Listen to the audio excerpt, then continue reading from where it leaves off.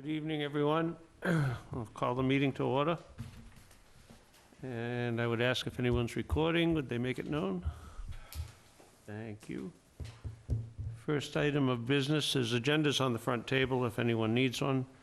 And one note, if you're here regarding the continued public hearing for 33 Blackmore Pond Road, they have requested a continuance to November 12th. the November, that's not the holiday, is it? No, it's not. Is it, town hall's open? To our first meeting in November, which would be the 12th.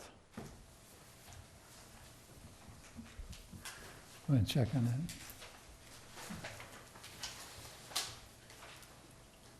that. Next, the approval of meeting minutes for September 9th. I know the agenda says the 10th, it's a typo.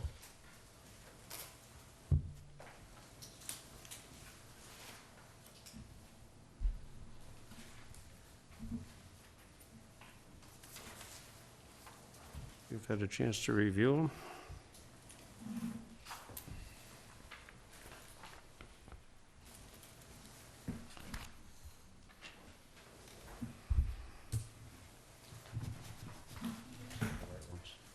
Right. Official.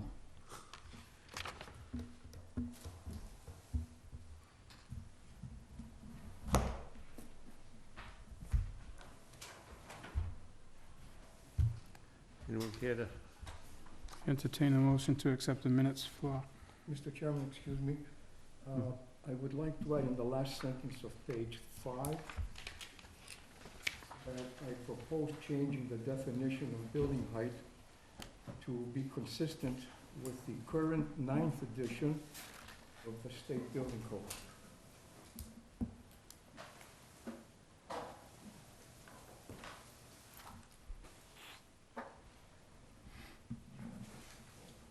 That was what the sketches that I presented to the board represent.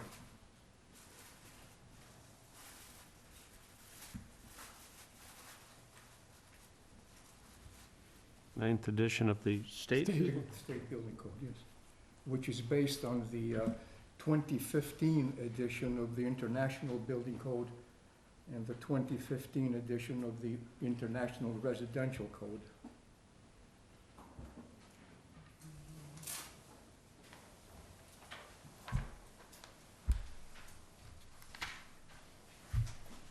Anything else? Motion is corrected. Is there a second? Second. Discussion? All in favor? Aye. Opposed? Abstained? Very good.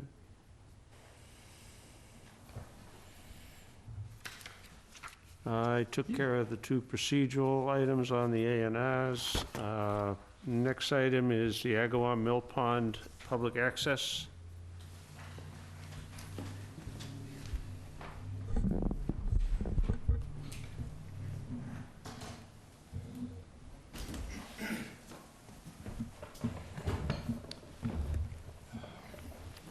Evening. Hi. Good evening. My name is Tony Stella. I'm with the Mass Office of Fishing and Boating Access. I'm an engineer with the Mass Office of Fishing and Boating Access, which is an office of the Department of Fish and Game. And we're here tonight basically to request an extension, I guess, of a site plan approval permit that was granted initially on September 23rd of 2013. Of 2013. The project before you here is actually an existing boat ramp that's located at 2844 Cranberry Highway.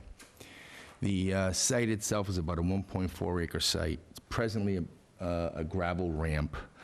And the site itself consists basically of uncontrolled vegetation, just overgrown and invasive vines, shrub plants, and so on. Excuse me. There's no real formal parking, but vehicles with trailers pretty much park throughout the property. They've kind of created little parking areas for vehicles with trailers. There's about 8 to 10 parking spaces there now that have sort of just kind of been created. What we were looking to do is to basically repair or put in a standard boat ramp, a 12-foot wide concrete boat launch with a formal parking area, open it up so create some visibility, get rid of all that vegetation that's growing there. This was all, again, filed and approved by the planning board way back in 2013. However, in the interim, we lost funding for this. There was no real funding because we still, after we obtained the order of conditions from the Conservation Commission and this permit, we still had to go get a Chapter 91 license. In addition to the Mass Highway curb cut permit, and there was also an Army Corps permit, but that was nothing more than self-verification. And because that took so long, we're here now, again, with this permit having expired. The other permits we have asked for extensions, and we received extensions. Our conditions has been extended till August 15 of 2019. Chapter 91 waterways license is extended till 2019. Same with the Mass curb cut permit. We realized that this permit was only valid. Part of it was my own fault. I thought it was a 1-year permit. Apparently 2 years is a site plan approval. But again, it expired in the interim. And in order for us to get this facility built by the end of, we have to have all the money spent by the end of June 30th of 2019 coming up. In order for us to put this job out to bid, if we had to go through the site plan approval process all over again, it would involve time probably beyond June 30th deadline. And there's a good possibility we lose the funding all over again. So on that basis, we're requesting if there's any kind of procedural or action that the board can take to allow us to, under the existing permit or the previous permit, if we can continue, pretty much go ahead and use that permit with the board's blessing to get this project out and constructed. We are seeking some qualification on that, as clarification, to see if that is within our purview to do. I don't think anybody really has a problem with it. We just procedurally, we gotta find out if we... Is this something the town council would have to would chime in on? Yeah, I believe he's been Yes. asked. He's but- been requested, Oh, okay. So, what, Thursday? maybe tomorrow. So, we're expecting an answer shortly. Okay. I don't know how many of the board members are familiar with this. Well, I think- Mike and I were here. You were, One of the question I posed to the town council was whether or not a state agency is required to go through a local permitting process. And as to whether or not there was this was a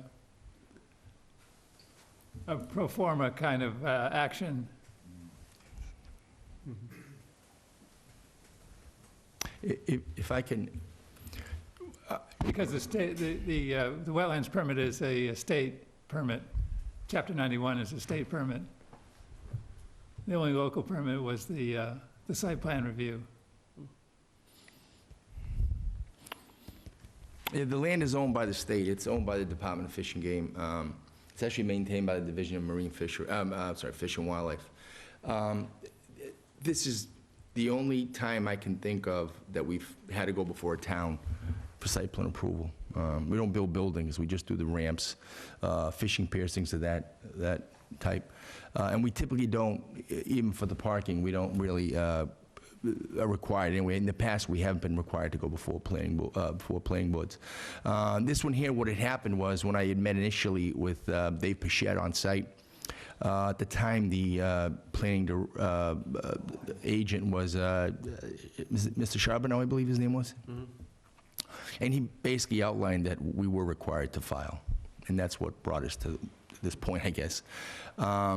We didn't want to, we, instead of going through, legal, we just figured we'd file it, for the best, and so I don't even know if we would have to, considering it's state-owned property.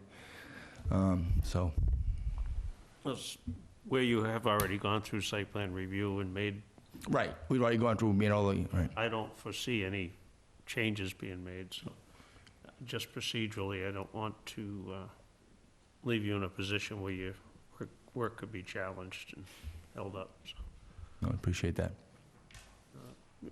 board members have any questions of it or that weren't present? I have no I'm sorry, but I just have no background, and I don't want to take the time, but if you think that it's fine with me, but I have no understanding of what you're talking about. Sorry about that, apologies. I don't know if you're familiar with the site at all. It's located right where Route 6 and Route 28 split, and it's right there on the right as you're heading towards center of town. And it's an existing boat ramp. I think there's a sign there, a Division of Marine Fisheries, Division of Fish and Wildlife sign there on the property. But however, it's, like I said, it's really overgrown. There's invasive species everywhere. And it's a boat ramp. It's for the use of Agawam Mill Pond, but however, we'd like to make it a little more, user-friendly, a little safer. When you say we, who is we? The state, our office, I'm sorry, there. Source of funding is the state? Yes, we are building it, yes. Yeah. Yes, we are building it, we're paying for everything, yeah. So that's all we're seeking, is to see if it's within our authority to extend this, or whether you even have to go through the process, Okay. If that was just a courtesy last time, then you're on your Fantastic. way. Well, so do I wait for notification from town council? Yeah, as soon as we get an answer, you have his contact information, correct? Yes, I do. So, I'll give you a call. All right, fantastic. Thank you. Thank you.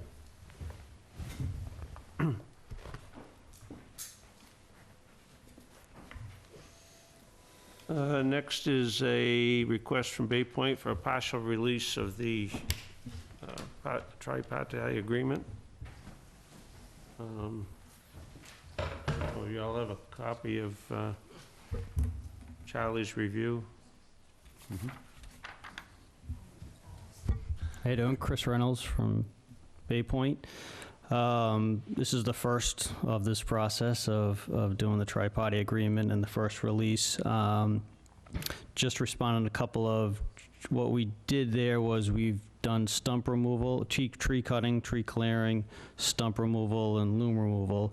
For the stumps, as part of the special permit approval or the subdivision approval, all of the stumps were supposed to be properly disposed of. What we did, since we can use the recycled material on the golf course, we've stockpiled on the golf course and planning to grind everything up and reuse it on the golf course. So that was the only thing Charlie disagreed with in terms of, because it wasn't disposed of at this point because we're recycling. So that's kind of where we're, I don't know, differing. I don't know if that's the right word even, but, so he's holding money back until, I guess it either gets, not to put words in Charlie's mouth, until it gets, grinded up or recycled.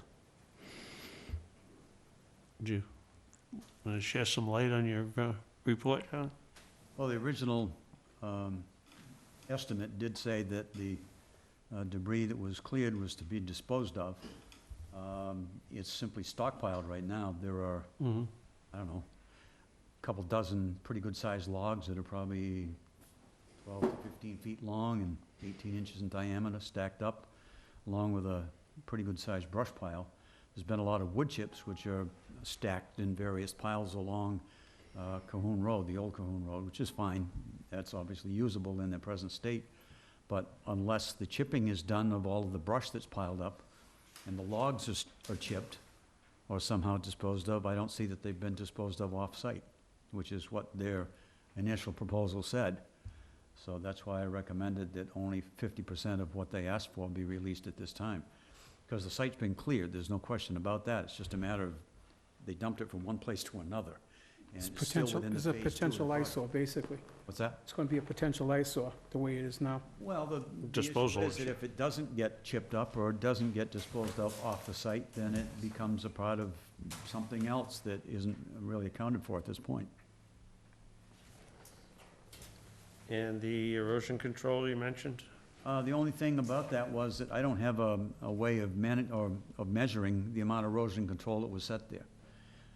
I assume that when the contractor put his proposal together, he had so many linear feet of wattle material that he was putting out. But I don't have any way of measuring that what he put out there was all that was proposed. There are places along Cahoon Road where the shoulders have been scraped away, which could use a little bit of protection, but there's nothing there. But I don't know what was presented to the contractor in terms of documentation that says this is where this stuff should go. So I have no way of measuring it. That's why I cut that one back. Is that identified on a plan by conservation or somebody as to No, what? it had nothing to do with conservation. Conservation, Just construction best practice? there's no conservation issues anywhere on this Mhm. project. All right. Any questions from the board? Mr. Lim, did you suggest that? I can't hear you, Manuel. How about now? Bob? I can hear you better. Not well. Sorry, You turn down? I don't know what do I do. Is the green light showing? There you go. Yeah, okay, there we go. Thank you. In response to the material that's on the site now, did you say that you planned to mulch it or to? Right, yeah, obviously, because we have the golf course 2 operations, so what, we have a lot of stumps and other stuff that we have from the golf course operations over this last winter, because there was so many, blown down trees and everything, so plan is to stockpile on phase 2, kind of out of the way, no one kind of see anything for right now, then come in, bring a tub grinder in, grind it all up, and use it around the site to actually get some beneficial reuse to it, is the theory. Is that possibly consistent with the advantage of using it later, but how would that fall into compliance with the contract? Well, I don't have a copy of the contract with the contractor, so I don't know what arrangements they've had, but I'm going back to the March 2018 cost estimate that was submitted, and which was the supporting evidence for the amount that they secured. And the first 2 were erosion control, silt fence, so many linear feet, then clear trees, grub, stumps, dispose off-site, so many acres. So I suspect that didn't include the golf course. It's probably only the area for development of the buildings. So I guess it's a matter of how you want to interpret what's been left there. The trees clearly came from the areas that have been cleared off, the 2.5 acres that's been cleared for phase 1 of the project.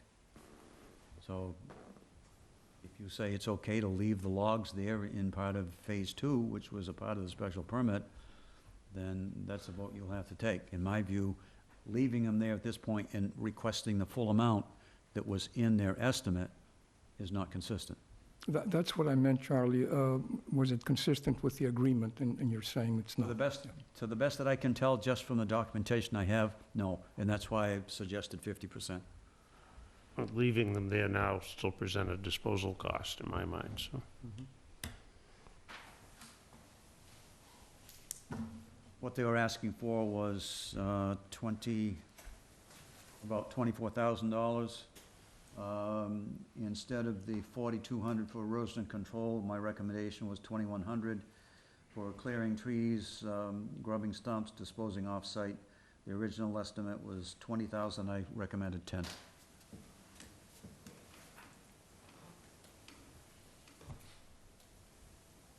If they do something in the meantime to take care of that, then they can always request the additional amount. Right, and then I assume if I can get supporting documentation, how much it is to tub grind it and what that cost would be, then that would be some, No, I think the actual physical grinding has got to be done. I don't oh, think. yeah, no, just it's the cost. definitely, but if it's only 5,000, then held back 5,000 versus Until arbitrarily 10,000. the material is ground up or disposed of off the site, I'm not going to recommend the full amount. Yeah, no, I wasn't asking for the full amount, just if it only costs 5,000, not just if it costs only $5,000 to do, I was hoping to get it reduced to whatever the contractor's price would be to, unless we don't want, unless you say I can't All I've grind got it. to go on is these unit prices. No, I here. agree. No, I'm not disagreeing with you. I'm just saying if I provide you additional documentation, that's all I'm trying to get to. I wasn't arguing about what your request was or anything. I was just trying to give you some more documentation if there is, and then, Costs 5, or it costs 10, or it costs $15. Until the material is disposed of off the site, I'm not recommending any further release. okay. That's the board's vote, not mine. I only make recommendations. Yeah, no, it's just if it only costs 1,000, I don't want to be held 10,000. That was my only comment. Motion? Please.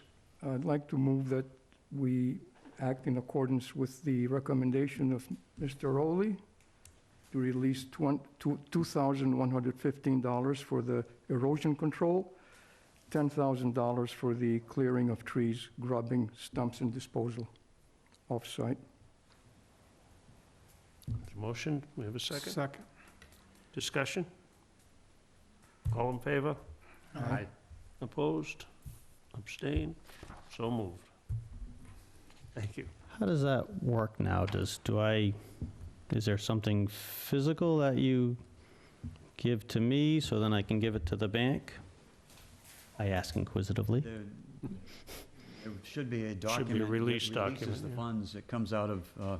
Comes out of Buckman's my office. I'll stop by to see you. That's right. All right, thank you. This is just the beginning, like with these guys. Just the Next, beginning. we have a public hearing for Winship LLC, 20 Burgess Point Road. Work for that. Yeah.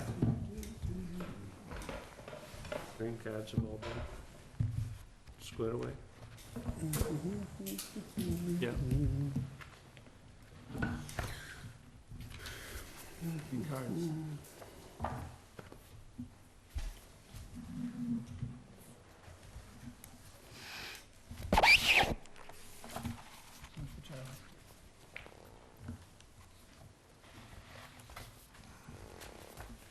Does Mark have one? It does. Thank you.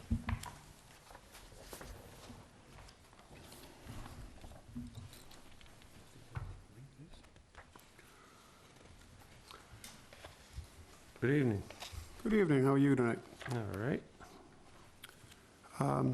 My name is William Clummy. I'm a representative of Winship LLC Trust, and we own the property located at 20 Burgess Point Road, abutting Winship and Burgess Point.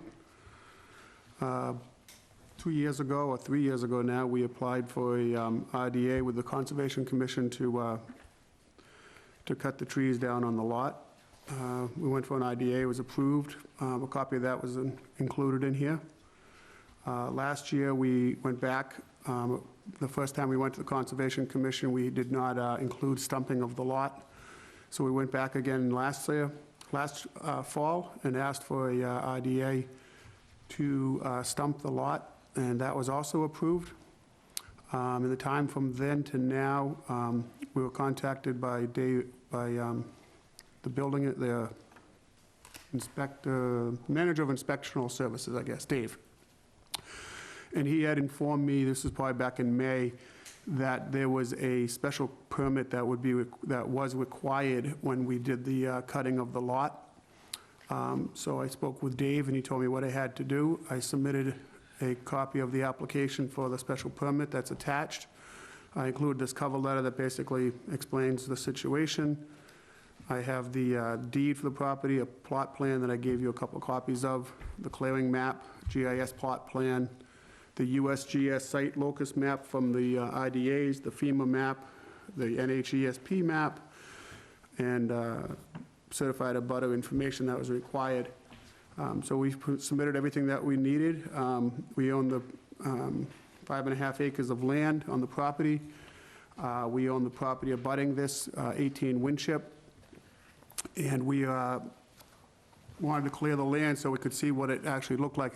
Topographically, it's kind of up and down and hilly, and it's got a lot of different topography, so we wanted to see what the land looked like before we decided if we were going to subdivide it and put in a subdivision, or we would just leave it as one lot.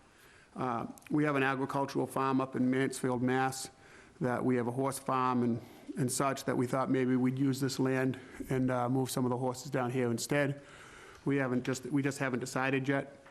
We had gone to the town a couple years ago and built a small paddock for one of the horses to use on the other property, 18. So at this time, the trees have been cleared as requested by the first IDA, and the lot's been sitting there for a year and a half now. And it's kind of a public safety issue at this point, because we've wanted to clear the lot, we wanted to clean it up and remove the stumps and level it a little bit and fill any holes that we found. And as a result, we've had some local kids driving their dirt bikes and such on there, and we've asked them to leave several times, but as a result, if something was to happen to them and they ran into one of these stumps, it would be very dangerous. Also, there's some stumps that are close to Winship Ave on either side of it that has caused a couple problems with automobiles driving down to our house or our neighbors' houses.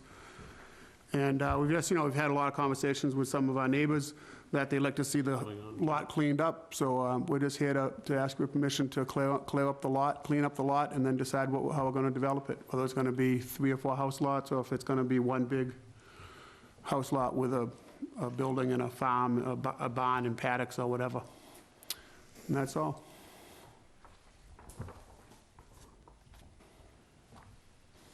We have correspondence from the Conservation Commission, Dave Pichette, who describes the decisions made by the Conservation Commission in regard to the reference property. I just want to point out that the only area that was identified that was controlled by the permit of the Conservation Commission was in the coastal flood area and the bordering vegetated wetland buffer zone. Yes. They don't have jurisdiction outside of those areas. So the rest of the land did not come under their purview.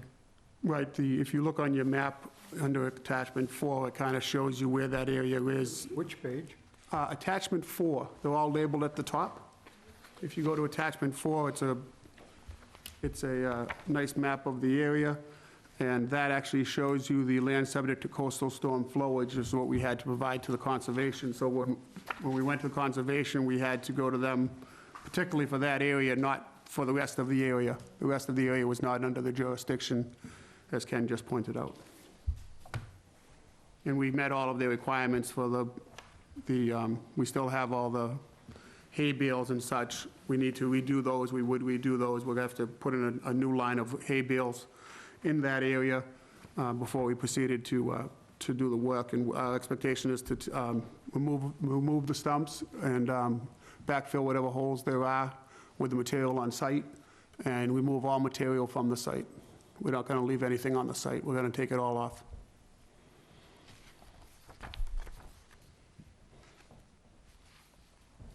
Is that the only special permit application we have? Yes. Oh.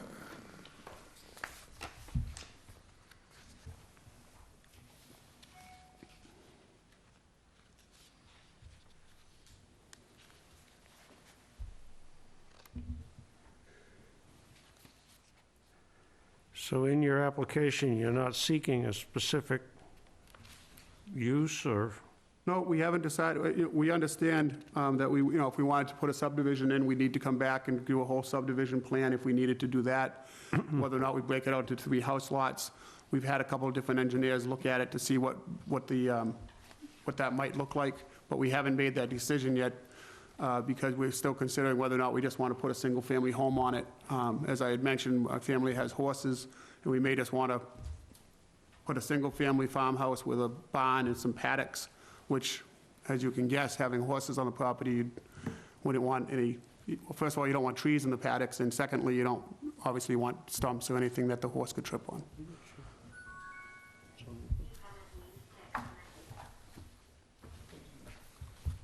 And again, this was basically on the request of the building,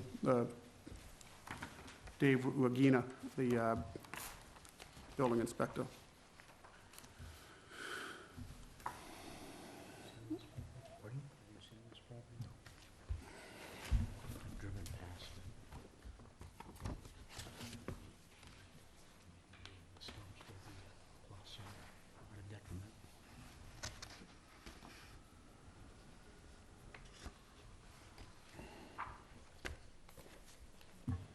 So your request, sir, is for stumping the site and what Yes, else? according to Dave, the town of Wareham has a bylaw that requires you to get a permit from the planning board to remove trees and stump anything over 50,000 square feet. We were unaware of that when we went to the Conservation Commission. But the so- trees are down, just the stumps are left. The trees are down, the stumps are still there. What's the, And anything else, or is that the scope of your request? That is the scope of our request, just to, we want to remove the stumps, and Dave said Yeah. before we do that, he recommended that we come back here and to the planning board and ask for this particular special permit that he said was required. About this section? Do a letter stating what section of the bylaw you are required to be here under? It's section 1206, as it's in the cover sheet. Site alteration.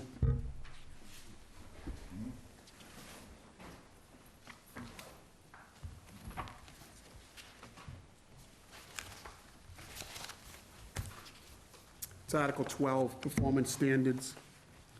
If you look under Section 1204, Applicability, no person shall undertake clearing or grading activities of an area greater than 50,000 square feet without getting a special permit. So that's basically, he said that was, that under the bylaw, that was required for us to come to this board to get permission to stump it. It was already cleared. Well, when it was cleared, we came to the town, we talked to Dave Pritchett extensively, we've done work with Dave before. We went to the Conservation Commission. We were unaware of this bylaw. My understanding is that this bylaw's only been talked about twice today, and I believe for the project over behind Walmart, the solar panels. So it wasn't, I've spoken with 3 or 4 other building inspectors that I work with, one of them for the state, and they hadn't heard of a similar one in many towns, so it was something that I was unaware of.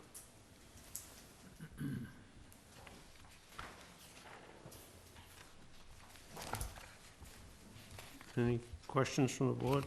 Just puzzled, 1206 is in the old code. What is it in the new code? No, I don't have a new book. It's under exemptions in 1206 of the, Looks like 1210, 1211 discusses their 1200 discusses performance standards on land clearing and grading. And so you want to go to 1214?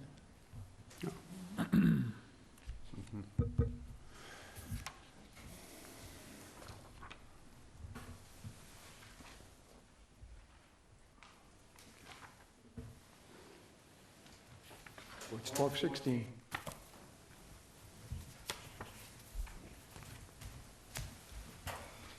It's 1216 now. 16. The exemptions of 1216, yeah.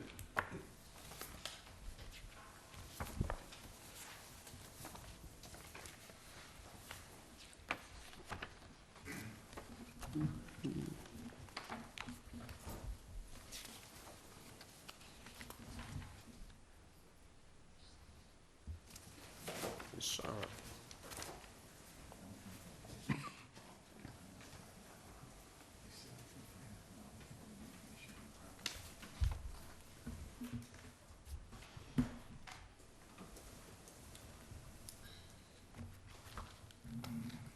Mr. Chairman, the satellite view of this property shows it completely barren now. Mhm. I would recommend just to continue to improve the property at this point, to de-stump it. Nothing further is happening beyond that right now, but it would only make for a safer environment. I agree. I was driving past it just a week ago, and the removal of the stumps will definitely be an improvement to the site. On attachment 5, you've sketched in a buffer. Attachment 5 is the original proposed clearing area. That basically shows where it's, along Burgess Point, there was no trees touched, and actually, on the Norma R. White side of this property, we actually didn't even go that far. We didn't go quite, we left it probably 30, 40 feet on that side. And we followed the buffer line for the wetland 100-foot buffer. And along Winship, there was, I can tell you, there's 3 stumps that are kind of, the trees were on the road. So they were a safety issue to begin with, and there's still a safety issue with the stumps there. In fact, my daughter's boyfriend took out his front end on one. So kind of like to get those out.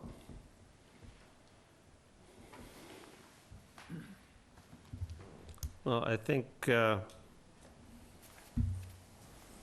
removing the stumps and loam and seed and restoring a vegetative buffer along what's referred to as off Burgess Point Road, I think would be appropriate.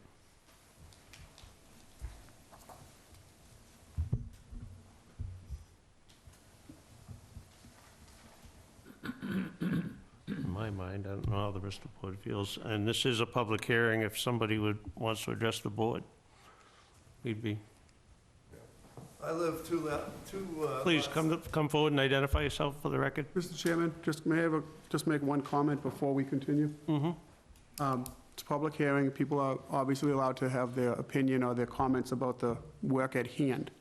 What I'd ask as the chairman of the board is to not allow people to make personal comments during their discussion. I will not tolerate that on either.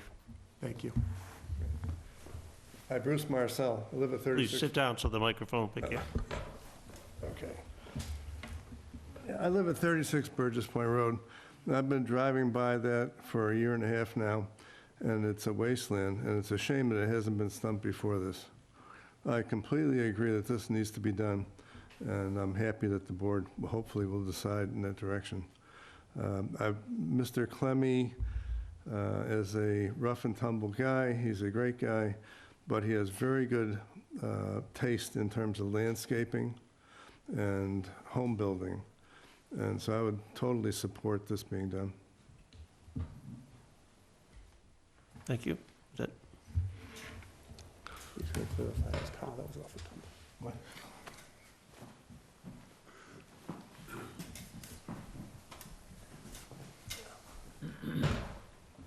My name is Ron Enos, 7 Burgess Point Road. I honestly don't have any issue with whatever the Winship LLC wants to do with their property.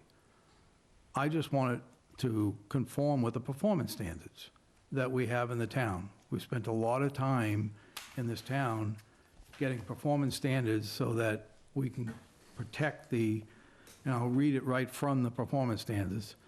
The purpose of the bylaw is to protect the health, safety, and property of the residents of the town in regulating clearing and grading activities associated with land development, preservation, existing trees, preserving existing trees, vegetation, preventing erosion, sedimentation of inland and coastal wetlands, ponds, and water bodies, controlling stormwater runoff, minimizing fragmentation of wildlife habitat and loss of vegetation. All of which, if you look back, I heard an RDA for land clearing. As Mr. Buckland mentioned, the only thing that was done in both of those RDAs was to delineate wetlands. That was it. The trees coming down was done illegally and was not done in accordance with Article 12, the performance standards.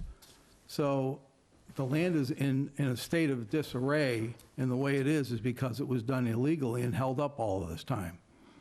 So I do agree that it would probably make sense to clear the stumps and get things back to a normal state.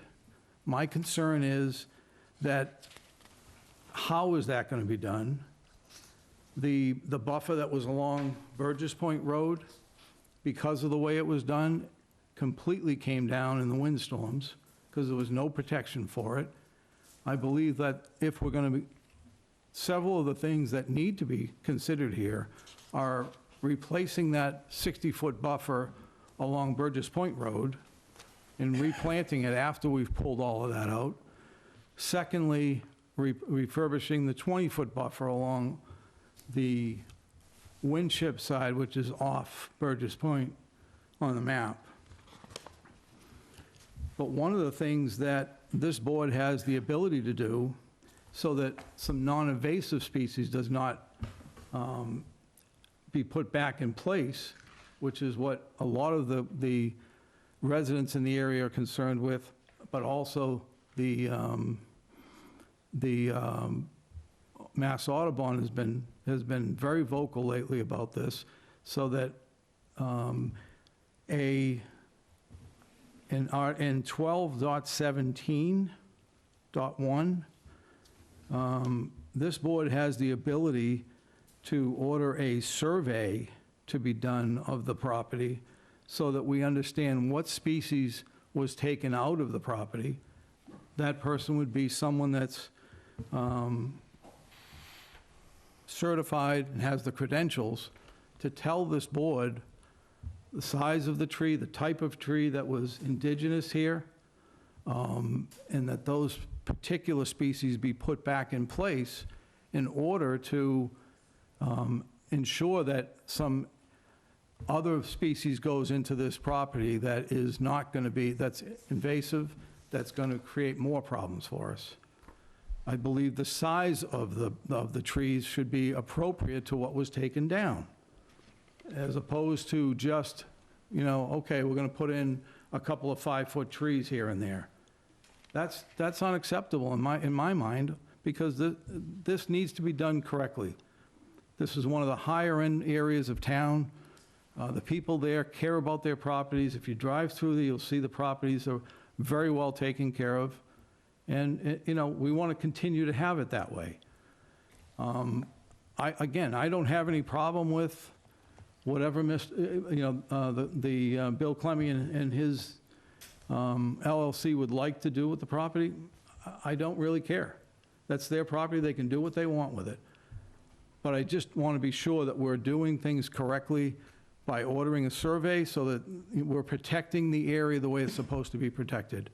The other concern I have is runoff. This slope is 12 foot higher at one end of that property, sloping down toward the roads. And what's going to happen if this is done without dust control? There should be a whole plan before we start this that shows control of not only the runoff when you start to do this, but the dust control, which is going to go into, this is directly across from Mr. Deacus's property, who couldn't make it here tonight. But one of his biggest concerns is that while this is going on, that there is erosion control, there are control for dust that's going to end up in his yard, his property. So those are the considerations that need to be taken. There's no plan here to do any of that. So I don't know how this board could make a decision without first properly understanding what species by a survey. Secondly, having an engineer come out and put together a plan of exactly what needs to be done in order to pull these stumps, so that all of those concerns are taken care of. Because the neighbors are very concerned about the runoff onto this road. It's not a major road by any means. The area in front of this property on Burgess Point is only 16 feet wide. It's not going to take much, as we saw in the storm, when all of those trees on that property came down on the road because of the way this was cut. We lost electricity for 5 days as a result of this. So as much as I'd like to say, yeah, well, let's move ahead and get this cleaned up so it looks good, we got to do it right. So that there's a plan and a purpose of what we're doing here. Thank you. Mr. Chairman, may I respond? Sure. First of all, when we applied for the RDA, we clearly applied to cut trees. That was in the first RDA. The second RDA, we only submitted because we did not include the word stump in our first RDA. Both of the RDAs are on record. You have a copy of them. The town has a copy of them. We clearly asked for the cutting of the trees and the stump. It wasn't just for delineation. It was an RDA, but it was to state for the purpose of that. I agree with Mr. Enos that all of that work should be done when we come in for a site plan approval to do all of the work that would be necessary to get the site into whatever condition we're going to. All we're asking for from this board is to allow us to take the stumps out. The erosion controls are in fact in place. They were the first time, and now we're going to replace all of the controls. You have a stamped certified plan in your packet. You have 2 full-size plans in your packet that were done by an engineer. This entire site was looked at by a environmental scientist. The first RDA was actually done by him. He has a working relationship with Dave Pouchette. He's done work with him many times. So at this point, we're just, the issue at hand is just to get the stumps off the site. Thank you very much. Mr. Chairman? Can I rebut just briefly, please? The RDA, Mr. Deacus stood up in the meeting and asked what was the purpose of this. Mr. Chairman, he's out of order. Excuse me, don't interrupt, Mr. Deacus isn't please. here. Don't interrupt. I'm He quoting can't what- speak from someone else. You really can't. I'm quoting from what was heard at the meeting. Mr. Deacus stood up and asked, what is the purpose of what of delineating the wetlands here? What's the purpose of what we're going to do? And there was no answer. He said, we're going to do some, and if you look into the record, in the minutes of that meeting, you will find out the words that came back were selective cutting. And that board said, we have no jurisdiction over that. All we can do is delineate wetlands, and any of that needs to go to the planning board. So for the LLC to say they didn't know that they had to go to the planning board, they were told in that meeting. So, Just let it go. I'm finished. Mr. Chairman, Yes? Carl Clummy, Thank you. 28 Winchell. 28 Winship. First of all, I'd like to have the board know that all of this property up there is private property. The roads are private property. The road, Winship Ave, is a private road. I own to the middle of the road. Mr. Deacus on the other side owns to the Ave.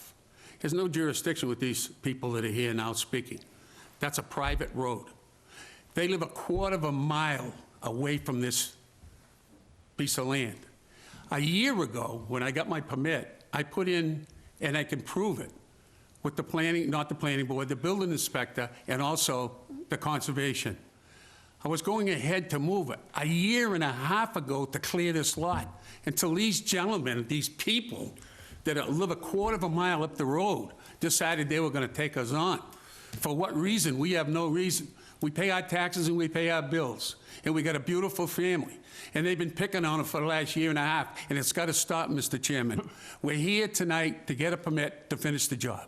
Thank you. I don't want to listen to these other concerns. Thank you. You earlier asked for courtesy. Yes, It works both ways. yes, sir. Mr. Thank you. Chairman, I'd like to clarify something. We do have a right to, number one, Winship Avenue and Burgess Point Road, and I've checked this with the police We department. are aware that more people have rights to that road. We, than- first of all, than own the property abutters. on Winship and Burgess Point Road, and both of those roads were clarified by the police chief to the LLC that they are private roads with public access. And that's all I have to say.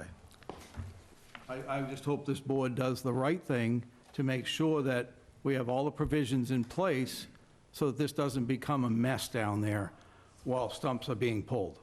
I have no problem with the stumps being pulled. I just want to be sure we have the provisions in place along the roadway, and there's a restoration of what's going on with that 60-foot and the 20-foot buffer on both those roads. Thank you. Mr. Chairman, can I ask a question? Certainly. What is your proposed timeline for a site plan review? Are we 6 months out, 12 months out? We haven't decided. We're probably within a year, I would think, but we're not sure. We haven't decided which way we're gonna go yet, because we don't know if we wanna make it 3 houses or leave it as 1 house. Yeah. So we'll be back to do a full site plan. We have preliminary engineering drawings, but we haven't finalized what exactly we're gonna do. We just wanna get this site cleaned up. I mean, we'll be back with the definitive plans within a year, I would hope. Well, I guess just in my view, that timeline matters just a bit on the restoration piece. The de-stumping is important, but if we're gonna leave it untouched for 12 more months, some temporary seeding, planting, erosion control should be put in place. It's currently grown in. There's probably 6, 8, 2-foot grass growing, it's been a year and a half since we cut the trees down. A lot of it, I mean, we've had to paint some of the stumps so that people could see them along the roadway, because there's 1.5 foot of grass there. We can't mow it. We can't do anything with it because of the stumps. So there's growth there. It's just, it's. Will that be disturbed in the de-stumping? We're gonna try to go in and take, each stump, but we're just gonna go in and try to take all the stumps, go around with the machine, have the contractor go in with a machine and take each stump, put it in the dumpster, and have the dumpster removed. And my other question was, these satellite views are dated, but Yeah, that's a year ago. attachment 5, the 20-foot barrier on Winship, Yeah, that's, it was brought right up to the road's edge, right? There was nothing. well, what was on the road at the time, I mean, there was probably, let's say there was 3 or 4 trees from the intersection down to the wetland, along the road. I'm talking on the road. I mean, it wasn't, there was, like I said, you can see where the stumps were on the road. There's 3 or 4 of them that we've painted, that have been painted to indicate what they are. Okay, thank you. You're welcome. Have you been back to conservation with the stump removal plan? Yes, we received it. We went to an RDA last fall, and we received the RDA for the removal of the stumps. That's on record. You want me to read the letter into the record? Want to read it? Mr. Chairman, we had the loader there and all the dumpsters, and we were informed we couldn't touch it until we came to you people. That was a year ago. We had them all there to move it out, get it done, until they started there.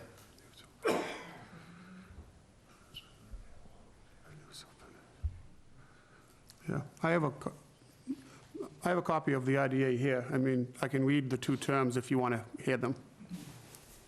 We have a copy of the RDA in the file. Okay, yeah. But it clearly states, replace the erosion control, and replace with new silt fence and hay bales. This shall be done prior to commencement of any stump removal or earth moving activities. That's what they told us to do. And of course, that only applies to the coastal flood area and not the rest of the property. Right, but that area abuts. Yeah, but it's not the rest of the property, and the same action's taking place on the rest of the property. Correct, but the property all goes, where that silt fence is going is the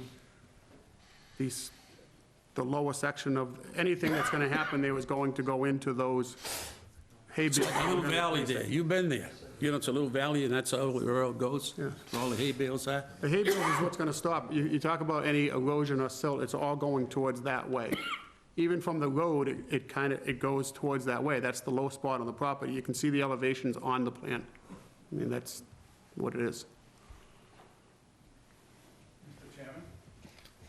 Can I be heard again, please?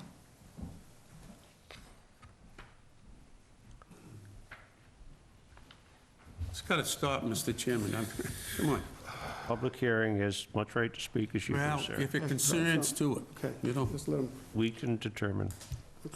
The slope of the property, as I mentioned, from the back side of that property slopes at least 12 feet, coming from the backside to the roads on both sides. So any work that's done in there is absolutely going to flow down toward the both roads. I've been listening, excuse me, I've been listening to you, and I'm trying to visualize what you're describing. According to the topographic plan here, water seems to be shedding into the property, towards the center of the property. Where are you referring to crossing a road? Both of those roads where it intersects like this, the top part of that road is the highest point on that road, on Correct. that property. And it pitches in towards the site. It flows down this way, and it's going to go over and across the roads. Now, yes, they did do the hay bales along the wetlands, but in order to protect the roadways, there is no way you're going to be able to do that without putting erosion control along each of the roadways. And silt barriers, and then obviously the dust control that needs to take place as well. Again, I don't have a problem with this being done, I just want it done correctly. No, I'm sorry, I don't mean to disagree with you, but what you're saying is not consistent with the topographic plan. But the land So all what- runs, what are we looking at? the land all runs down towards the property on the other side of the road, towards the wetlands. You can see it goes from 18 to 14 to 12. 12 is over near the road, 14 is over near the road. It goes to 10 in the back left corner of the lot, which actually, if anything, it runs across into our property across the way. But everything from that roadway, there's nothing higher. The roadway comes down to like the rest of the property. It all comes down and goes to the right. That's what the topographical is showing, and that's what it does. And if you There look hasn't at, been any runoff on this road in the last year and a half going across. All the runoff, I can tell you where the runoff is. The runoff is on where it says Winship Ave. We get rivers and we get all kinds of water running off over there. It comes out of the wetlands or goes across Winship, because everything runs down to the wetlands, and the wetlands fill up, and then it goes across the road. I don't think Mr. Enos would even disagree with the water runs across Winship, down at the bottom. That's where it runs off. It doesn't run off on that street. And it Haven't goes seen into it in our 5 to land. 10 years. but it also goes down towards Mr. Deacus's property and my property as well.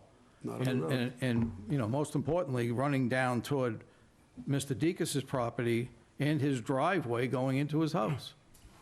Because I've been there and watched all of the water that comes down when it rains hard, comes right down and goes right down across the road from that property and right down his driveway. I would disagree, Chairman. I mean, the water runs down the Question, Tom? driveway just like it always has. I mean, that's just, the road goes downhill.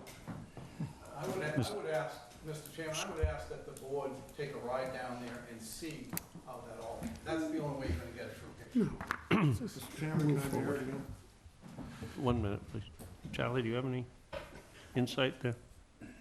Well, I'm only looking at the documentation that I have. The application was made out to the Board of Appeals. I'm not sure why, but it was. Nevertheless, on the plan itself, anything to do with the 100-foot buffer and the location of the siltation barrier, that has to do with making sure that anything that's within the Conservation Commission's jurisdiction, which is 100 feet landward of the wetlands line, is protected.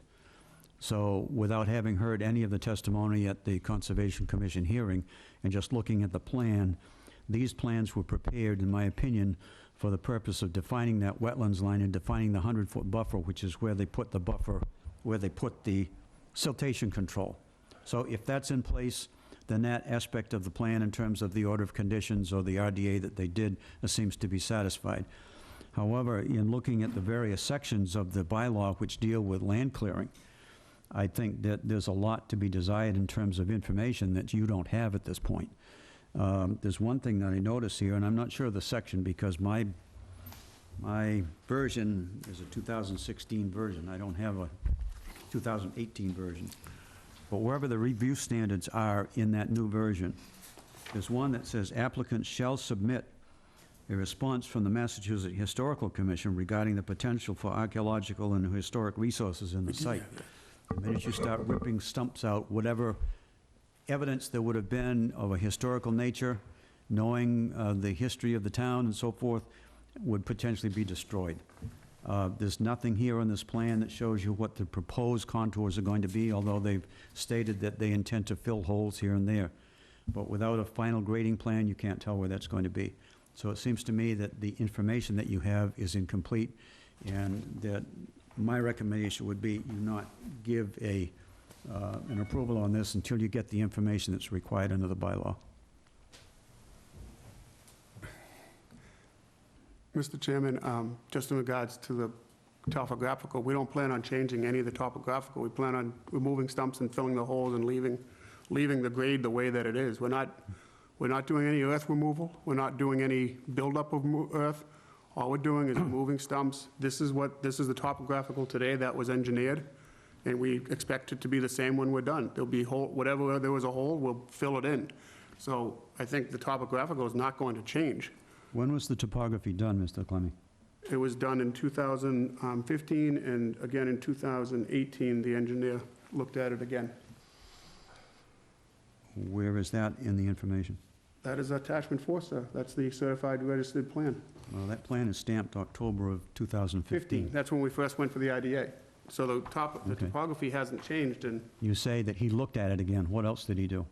he surveyed the site to make sure. He came down and told us where the silt line had to be, and he actually flagged further out than the plan required on the east side, so that we didn't cut as many trees abutting the neighbor there. And they verified the plot, they verified the plan. I said, now that we've done some work afterwards, can you come down and make sure everything's the way it's supposed to be according to the plan? When you say that you were going to fill holes, what holes were you referring to? We're going to remove a stump, and we're going to fill the hole. Okay. We don't want to leave the holes, that's as bad as having the stump there. So, Well, I would Not sure recommend about that the historical. you ask that the applicant provide you with as much information as they can based on the requirements and the review standards that are in the bylaw. Clearly, this was sort of an after-the-fact kind of thing where the activity was actually done before getting a permit through this particular section of the bylaw. So it seems to me that at least that portion of it, which is left to do, should be done in order to make the application complete and give you something that you can base a decision on. And this is also work that you would have to do, you would have done in the submission of a plan. yes, but I want to point out to the board that I believe you're looking at application requirements, sir, correct? Sure. Right, and on the first. Anybody would have, if they looked at it for the first time, anything that they saw here for application requirements would be something that would be expected to be submitted to the board. And you are looking at numbers 1 through 9, I assume, sir? I'm looking at, again, my section of the bylaw is 1207, old. I have 1207, is that what you have, sir? I have 1207, and it's A through G. And under the first line of section 1207, I believe it states, the planning board may require the submission of some or all of the information listed as 1 through 9 below. Then I When guess, I went for my perhaps that's up to the planning board to make that Correct. decision. You Thank you, haven't been sir. here before today, right? Thank you, sir. But in preparing for this meeting, I went to the planning director, Mr. Buckland. I asked him what he wanted me to submit. He said, these are the things that go in here, submit the things that you did. I submitted my application. I actually gave it to him before it was completed. I said, Ken, is this everything that is this going to be enough?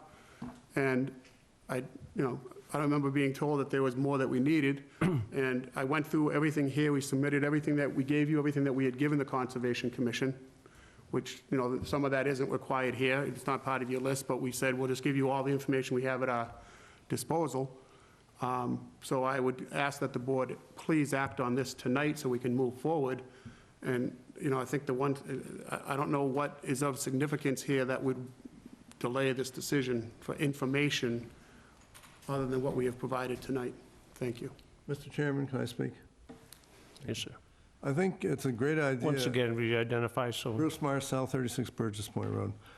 I think it's a good idea if you go down and actually look at this site, because as I drive by it every day, my recollection is that the 12 feet of dirt on Burgess Point Road has actually been plowed up by Eversource when they were cleaning those things. It's actually a mound of dirt along Burgess Point Road that's maybe 12 feet high, I don't know, but it's only probably 5 or 8 feet wide, and the rest of the land is relatively flat.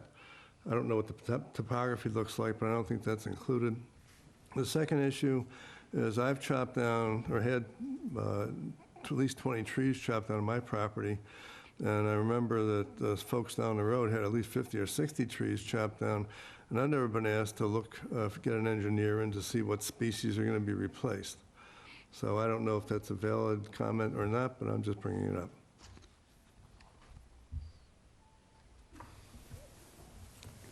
Thank you. Yep.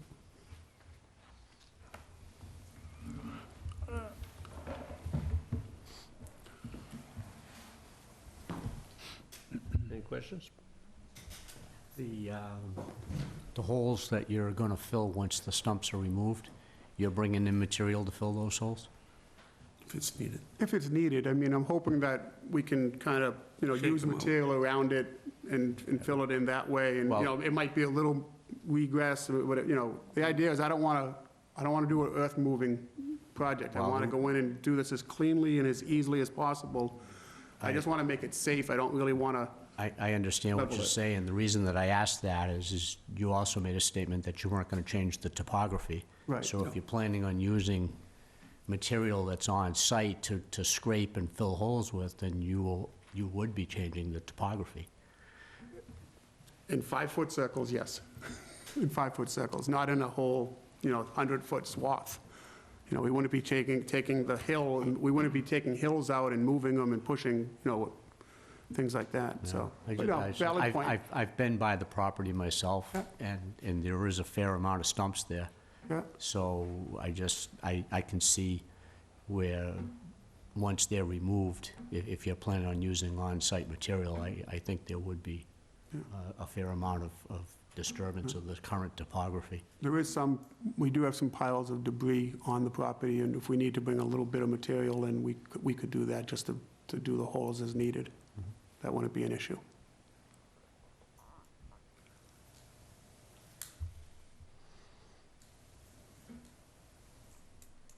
Can I ask Charlie a question?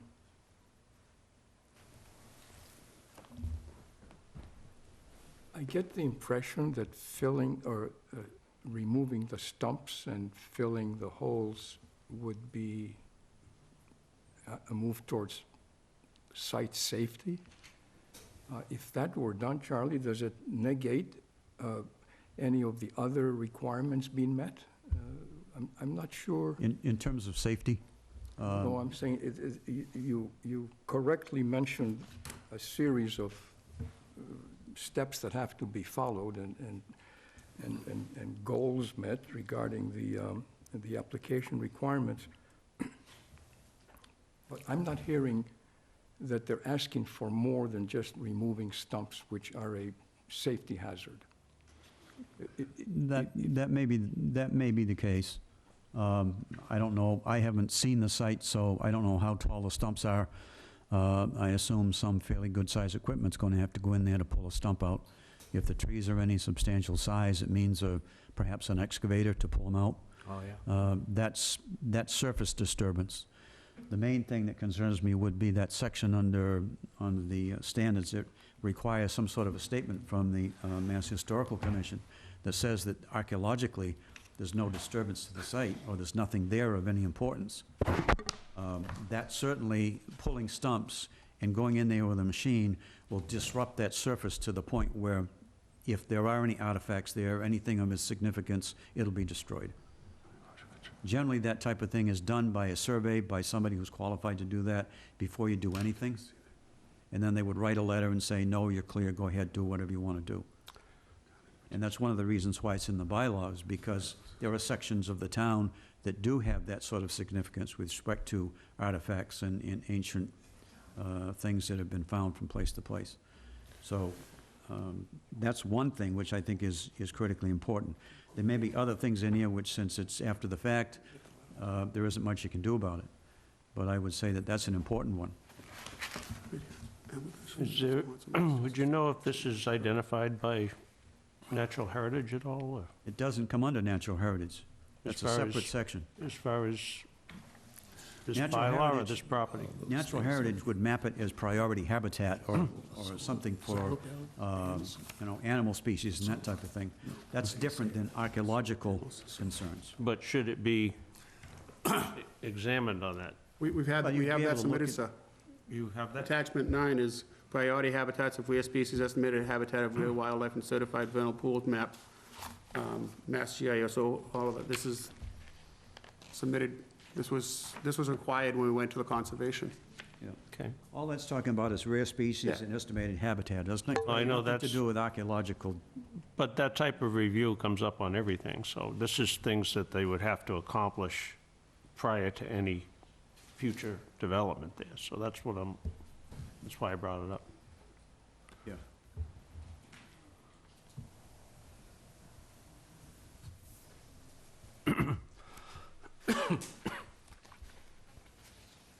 Just one other thing, I heard Mr. Clemmy say, and I may be wrong, but he can correct me if I did. He says he would be back to this board for any future development, whether it's one house or three houses.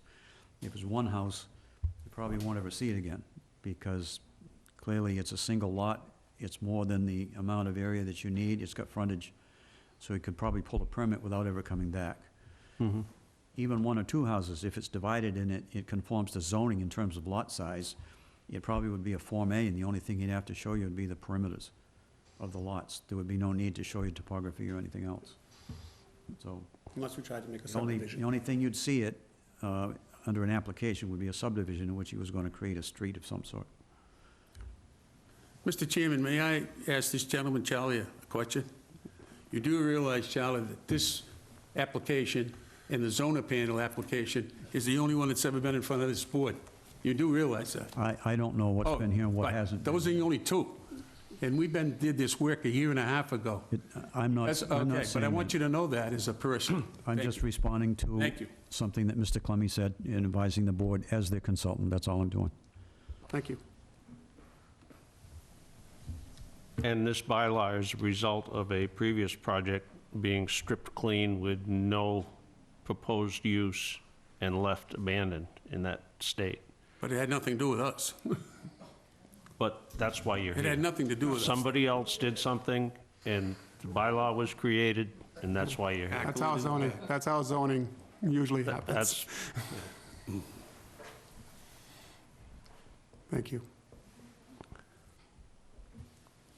if this were a subdivision plan, we would be looking for vegetative buffers between you and your neighbors, which I think you could do a little more work on, submit a landscape plan as to how you plan to buffer the effects of this.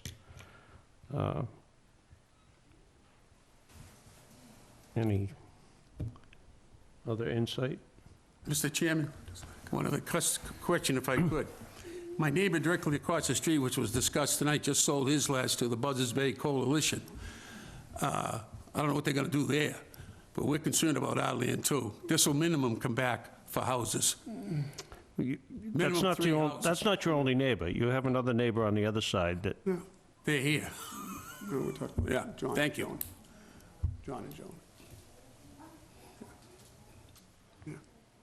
I mean, obviously, when we come back, if we decide to build a single house or three houses, we've built many houses in the past. We have 2 or 3 houses down the street. We've done plenty of landscaping and buffering with all of our properties. It would, as the gentleman behind us said, we do a very good job when it comes to that aspect of building. Thank you.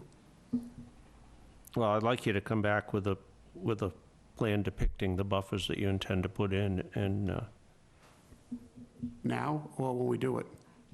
no, now, because we won't, if this is, as you heard Charlie say, this might be the only time we see this. But without knowing, How about if we don't do anything? How about if we don't do anything? We just leave it the way it is and stop this foolishness. It's been a year and a half. I'm tired of it. I want to get the stumps out. It's no big deal. I had the trucks and the equipment there.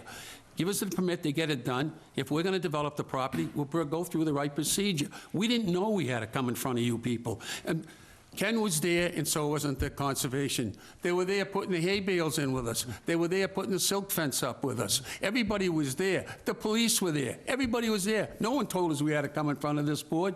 We're just trying to finish up our job. And you're making it harder and harder for us. If you want to look at the stumps for the next couple of years and see us in court, we're willing to do that too. You've got to make a decision here, Mr. Chairman. We didn't bring out the fact that our neighbors, the four that are in the back here, harassing us. Regardless of your neighbors. We harass this. We also, let me finish. Let me finish. I was talking. If you came before us up front, we didn't know we had to. We asked everybody. again, if you had, Yes. you would have had to do a complete inventory of the trees that are there. You would have had to submit drainage plans, archaeological review. You've sidestepped all of that. I think the least you can do is submit a landscape plan with how you're gonna protect your neighbors. Okay, Mr. Chairman, all right, let's do it your way. But I'm gonna ask you now, and be on camera, to please, if you would release yourself from this board, because you're on 3 boards with the gentleman that spoke here tonight. 3 other boards you're on with this gentleman, and you're chairman of this board. I can't have that. Well, would I also disclose that I have done business with you, Mr. Yeah, Clement? that Would was you like years that? ago when I first got here. What's the difference? You're on 3 What is the boards with this gentleman that spoke here tonight, and I don't like it at all. And I want it on record. If we go to court, I want it on record that you sat here and I asked you to remove yourself. I'm asking you For again, the record. you as chairman, remove yourself and name another chairman, and we'll take it from on. From whatever they want to give us, we'll take it. But you've got to make a decision yourself. You've on 3 committees with them, and we're not going to put up with it. Either that, or tell me tonight, and we'll go to court. Excuse me. How many people in this room know you? Everybody in this room knows me. Exactly. Is people on this board? I don't know the gentleman on the board. I don't know other than Ken. I don't know. I've never met this It's a small gentleman. town, Mr. Clement. Yeah, no, it's not a small Everybody knows town. everybody. No. Mr. Chairman, just can I get back to your question about landscaping? So, today, there's, looking at the plan, the property to the right of us, there's more than the buffer that's shown on that map. The property there's only one property to the left of us. The property across Burgess Point Road is the Audubon Society. There's buffer there. We didn't cut any of the trees along Burgess Point Road. The only place that has an existing neighbor that would be impacted is Mr. Deacus. The lady at the end of the house, at the end also. Mrs. White there, is that? Mrs. White has, the corner of that lot has trees on it. She can see part of it from there. I can go back and I can create an elaborate landscape plan, or I could create a landscape plan that meets the requirement. That could be $1,000 worth of work, it could be $20,000 worth of work. To ask me to put a landscape plan together, I don't know what extent, I don't want to come back 3 times. If I put in 5 white pines at Mrs. White's house and 5 white pines in front of Mr. Deacus's driveway, is that enough? Or does it have to be 20 white pines? I don't know. If you were coming in with a subdivision plan, we would be looking for buffers between you and your neighbors. Right, but I don't know where the driveway is. I don't know where my driveway's going to be. I don't know where the buildings are going to be. So when I come back, I will submit a landscape plan once we decide what we're doing, if you'd like that, because it's not fair to ask me to provide a landscape plan for something I don't know exactly what I'm doing. Correct? I could say, you know, then you're limiting my ability to develop my own land. Mr. Chairman, I think it's specified here in attachment 5, the buffers that he's showing on the plan that indicate where he's talking about the need for landscaping. Well, see, that's the attachment 5. You're showing a large buffer on Burgess Point Road, Yes, that's still there. which, to me, if you were to develop this, this would be your access point. That's not true. Not necessarily. We all live down on Winship Ave. If I personally was gonna build a house here, I would put my driveway right across from Mr. Deacus's driveway, because I'd want to be able to have access to go down to my other family's houses down the street. Well, again, it goes back to what are you gonna do there? Right. If it's one house, then, yeah, then If it's three, what we call Winship could handle it. If it's multiple, then it could, well, there's 400 feet, there's over 400 feet of land, of roadway there. There's at least 2 lots that you could put along off Burgess Point Road. You could have access on 2 of those lots. You could put 2 driveways there. Trust me, when we build something here, we will make sure that it is landscaped accordingly. And we will make sure it's landscaped so everybody's happy with it. Excuse me, sir. My point being is, once this leaves, there won't be any conditions written or anything that says exactly what you're telling me. You can write a condition that says that I have to have landscaping appropriate Bill, for the excuse me. neighbors. Mr. Chairman, let's do this. Consistent with the, Why don't we get a continuance here? You take anybody you want, Charlie, the neighbors, go down there, write it up, and present it to us, what you want. How's that? Let's do that. Then if we don't like it, we're going to court. that's And, fine. okay, let's do that. We agreeable? Sure. Meeting's over then, right? Hold on, no, hold on, Carl, hold on. I would just like to point out, the chairman has made a request. There's 4 other members of this board, and I haven't heard a motion set, I haven't had a request made. We've had the chairman ask us, he's requested that we do landscaping. And we're willing to discuss about landscaping, but that is your opinion as one member of this board. And the Correct. hearing's still open, and if the board would like to take a vote, the board would still be able to take a vote as it sits I today. think the chairman ought to... It doesn't, If Believe you would like himself. a site visit, if the board's agreeable, we go down to a site visit. or they could vote on it tonight. Please understand that several of us are not familiar with the history that you're basing your request on, okay? Initially, the request for removing stumps for safety reasons because kids ride their bikes on them and makes sense. But I'm understanding that your request for this comes under certain requirements of the code. Which may or may not be required by the board. That is at the board's discretion, which of those requirements must be submitted. I don't think that I, as a board member, can negate any of these requirements. And to Charlie's point, it is a serious matter to ignore the potential impact of archaeological resources. Now, my question is it a big deal to get such a survey? I don't believe so. I don't know. Wouldn't it help your case and help us understand, or at least to help you accomplish your goal? When we go to build the house or something, I believe we're going to have to do the same thing. Well, why don't you do it now? Or would you consider doing it now? I would consider it. And secondly, could you give us a better idea of what possible uses you could put the site to? You mentioned single-family, you mentioned 3, or nothing, as the other gentleman said. So the lot can either be a single-family house or it can be three separate houses. As you can see, it's on 2 streets. So it has plenty of frontage where you could potentially put three different house lots, 2 facing Burgess, 1 facing the other. You know, you could do different configurations, and that's why, part of why we wanted to not do that until we saw the land, to understand what the best configuration would be. So at most, it's going to be 3 house lots. At the minimum, it's 1 single house lot as it sits today. wouldn't it help all of us then if we could ask you, if we ask you and you would provide the archaeological survey? I mean, is it a? as Well, I that say, is up to you. That is your decision as a board. Daniel, Let me take you again, gentlemen. let's make it easy. Hold on. Everything that's required in there, we want to see it, we'll continue the public hearing, end the story, and there's no bullshit, right? Everybody be happy. Everybody happy. Go look at it. So, But I'm going to ask the board again to have the chairman removed because of the conflict he has with the person that spoke tonight. I think that's another issue, Mr. Clement. Okay, because all right. There's a lot of, Let's move on. there's a lot of personalities going back and forth. Oh, here yeah, that we'll shouldn't agree on happen. that. As a board, I make a motion, we require the applicant to supply everything that's called for in the spec. We'll come back at another date, Comply with what? the story. well, Comply to what's in the reg. well, What does he want? Required. can you just modify that slightly?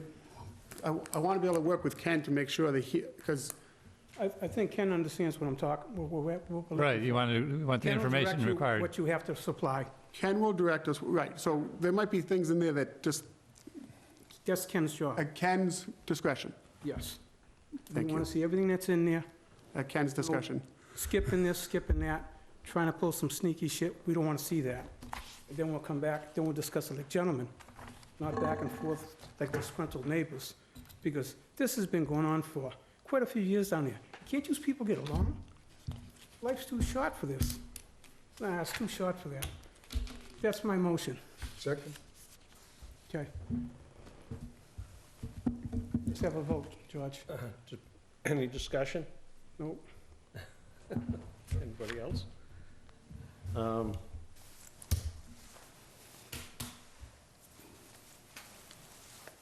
I think, yeah, we'll handle that motion first. All in favor? Aye. You have time for one more comment from the peanut gallery? Well, the vote's been taken, but if you care to make a comment now, the public hearing is still open.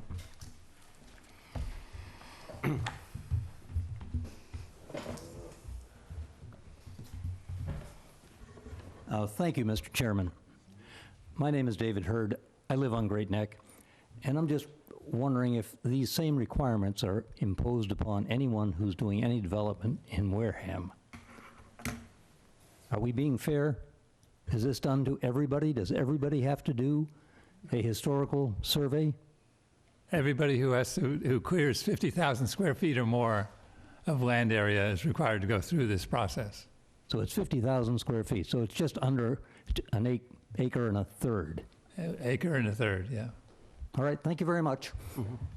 Was the solar company required to do that? Just point of information? Man, Do you know stop if they throwing were? stones, I'm just man. asking. I'm just asking. Do They what's were- in the they were a bylaw, public end the story, utility. move on, have a nice day. George, want to continue this Motion- public hearing? Yes, would you? Do you want to close it before you've actually come back after your Yep, site visit? okay. Are we gonna- Entertain a more, Say that again, Charlie? Continue the hearing. Open, if you want to make Yeah, we're going to final continue. recommendation.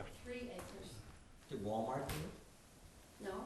So you're continuing the public hearing. We're going to give Ken the requirements that he wants, and then we'll come back with those requirements and make a decision.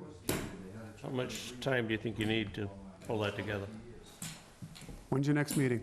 The 12th, Of November Octo- 12th. November 12th? You sure that's not? No, that's not right. Is that a Monday? Gonna have something in October. Is that a Monday? That's a Monday, correct? That's the second Monday in that. I will not be here I will not be available that day. I'll be in Nashville. Excuse me. We have a meeting going on here.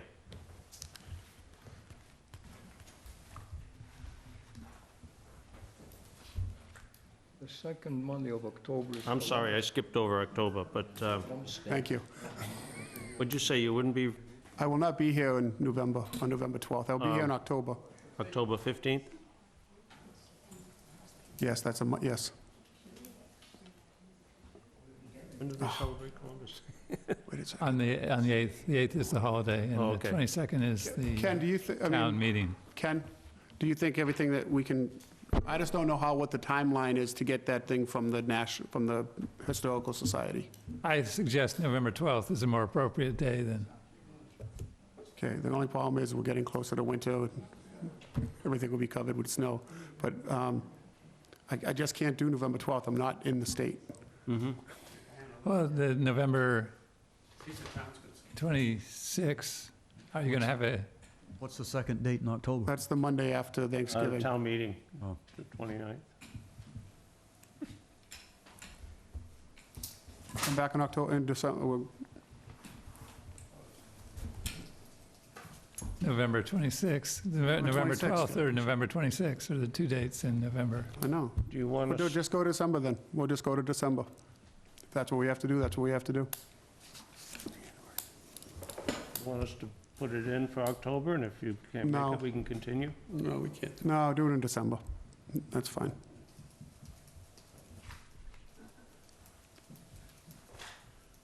Which would be the 10th. Yes, the 10th. December 10th. What do they want? That's the one we're gonna come back. Yeah, I know, but what are they gonna do? We gotta meet the requirements in the bylaw and submit them to Ken. You're submitting it to the board Submitting it to Through the me. board, through Ken, through my office. yes. Is there anything else on there that you want, that you're looking for? You all good? If you can sign the extension form. No problem at all.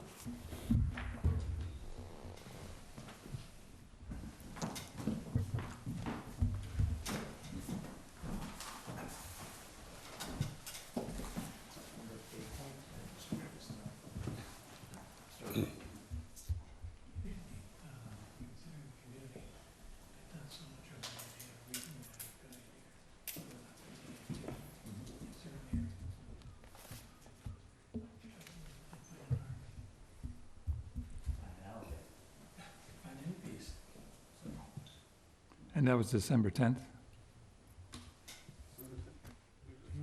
Motion?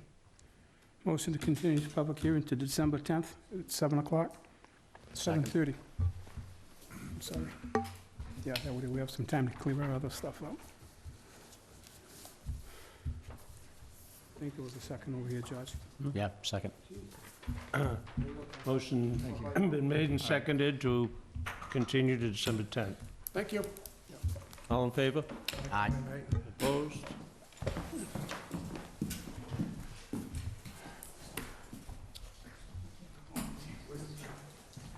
Can I have these copies? That's my first introduction.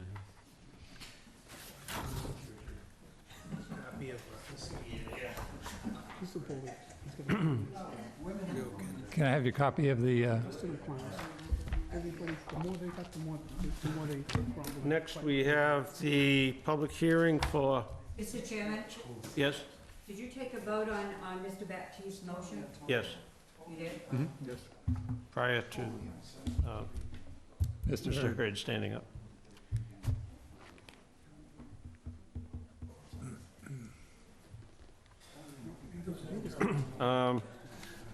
We have the zoning articles for fall town meeting, public hearing.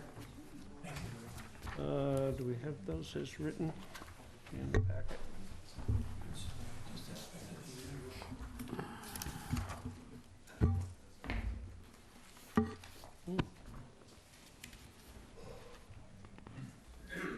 See that?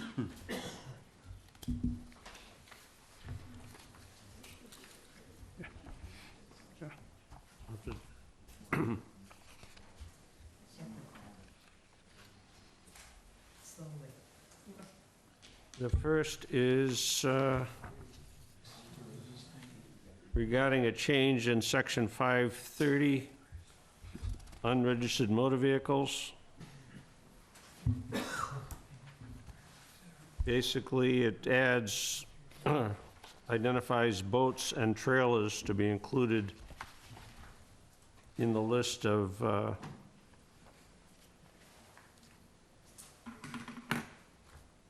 vehicles that can be on, unregistered vehicles that can be on the property.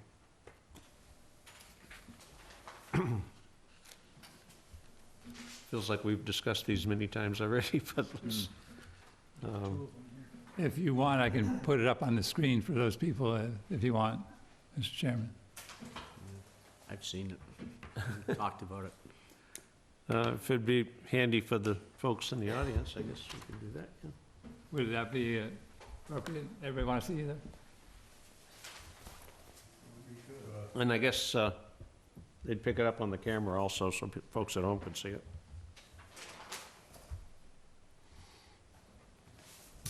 In our vast audience.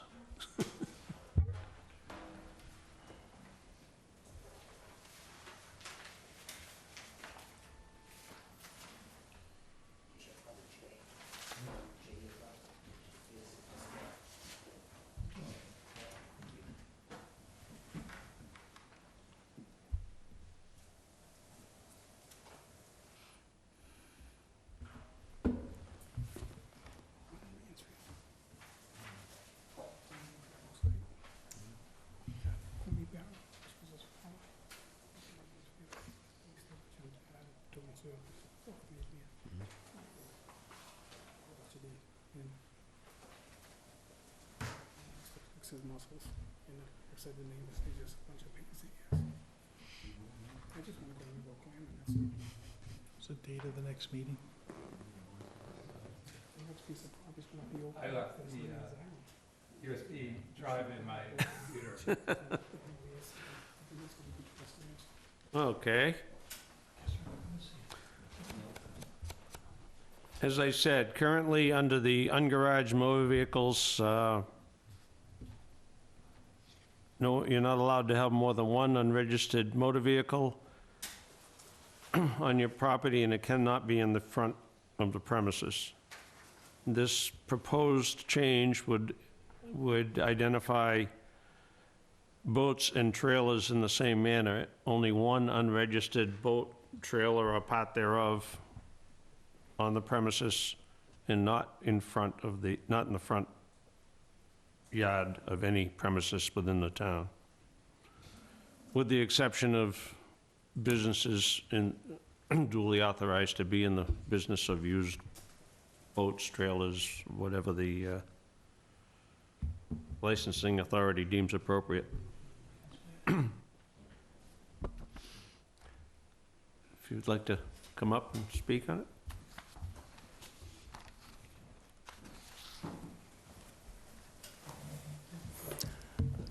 Thank you, Mr. Chairman and Board. My name again is David Hurd, Great Neck. Your two items I have on Article 530, and number one, in the replacement article, on the second line, you left out camper. It's in the original, and it's later on in the write-up on 530. I don't know if that's inadvertent or not, just pointing it out to you. The other item is that you say no more than one unregistered vehicle, vessel, and I'm going to concentrate on vessel unless authorized by the Board of Selectmen. Many people in this town have unregistered vessels. They have kayaks, they have canoes.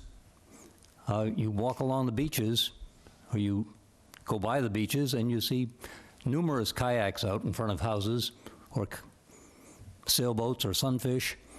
I think the selectmen are going to be quite busy writing permits to all these people to have more than one vehicle or one vessel unregistered in their yard. Just pointing this out. Thank you very much. That did come up in earlier discussions, and I thought we were going to add some language to cover vehicles not required to be registered. It's not in here. I see that, yeah.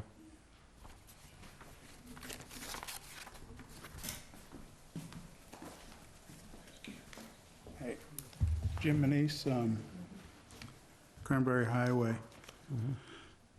We could have some definitions regarding, we're talking about 530, correct? So can we define what a vessel is? Is it a boat over and beyond a certain length? Is there anything that floats?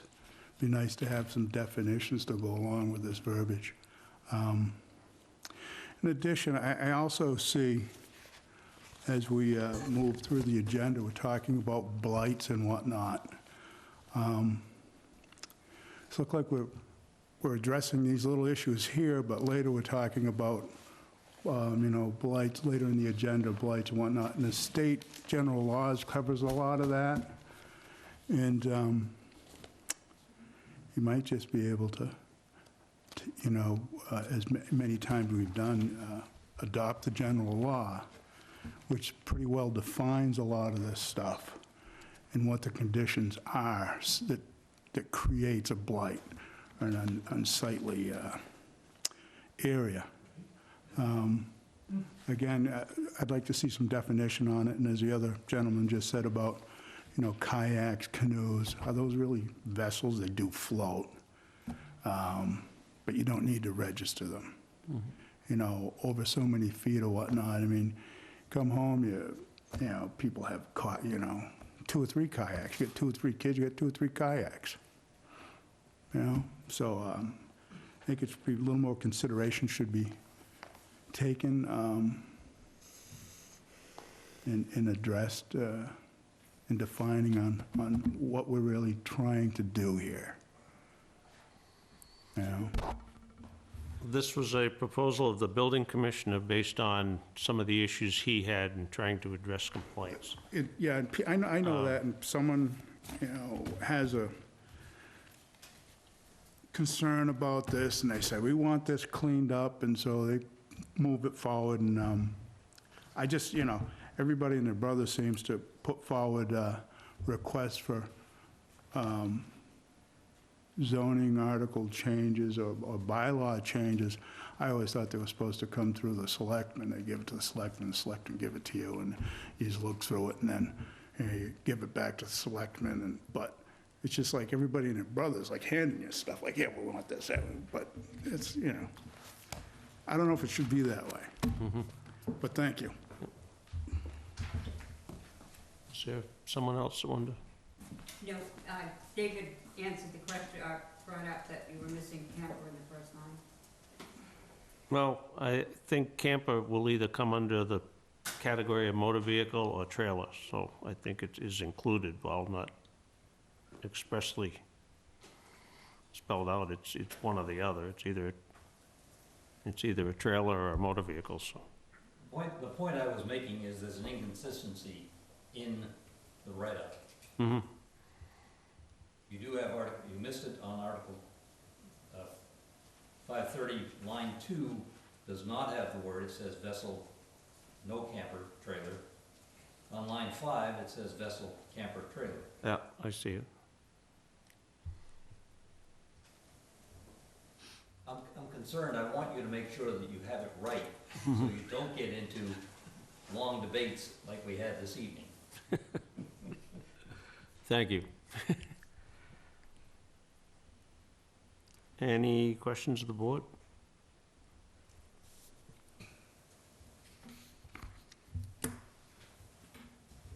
Need a proofreader. Mr. Hurd, are you available to be a proofreader? No. What's the recommendation of the board? Mr. Chairman, could I ask a question of our town moderator? If she would answer the question? I'm just wondering if you, in the language of 530 replacement, if you were to strike out the word camper, would that invalidate the article? No, you can always, well, I think that would be, Clarification? that could be described as a Scrivener's error or a typo. I'm just wondering if it changes the intent of the article, if you were to strike that, and if what George is saying, that a camper could be a vehicle or it could be a trailer.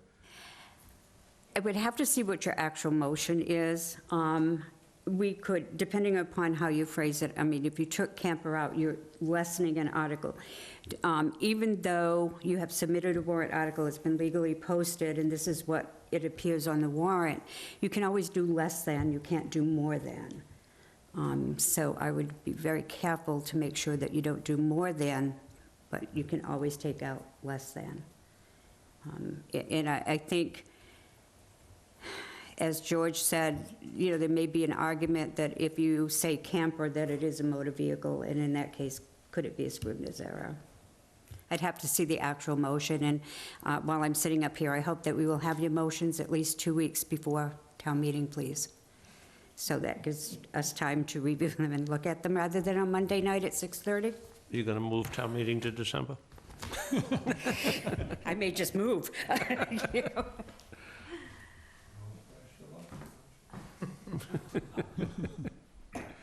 Mr. Chairman, I think last time we discussed this, I brought up the issue on the front yard, on properties where the only possible storage is in the front yard. In that case there, they're gonna go back to the Board of Selectmen to ask permission on storage? Or register it.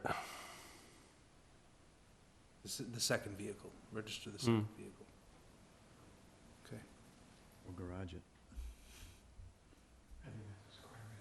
Doesn't need, I mean, to say it's selectmen can do it, it says it, no offense.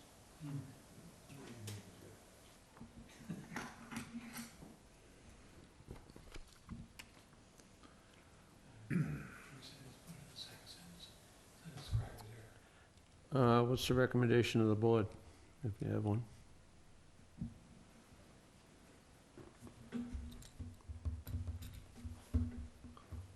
Well, considering we can only lessen it, I think the proper thing to do would be to strike the word camper. I agree. Consider camper under a vessel or a vehicle. Well, not under a vessel or a vehicle, a trailer or a vehicle. Which it is. And from a clarification, if you wanted to add some language, vehicles not required to be registered as being exempt, I think that would have to be done in the form of an amendment.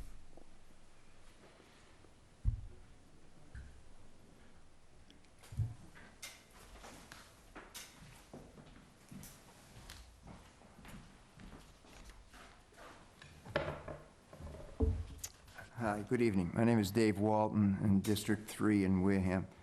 This has been a pet peeve of mine for a long time. I've been a year-round resident in this town for almost 20 years, property owner since '84, and a active part of this town since 1944, when I came down as a child.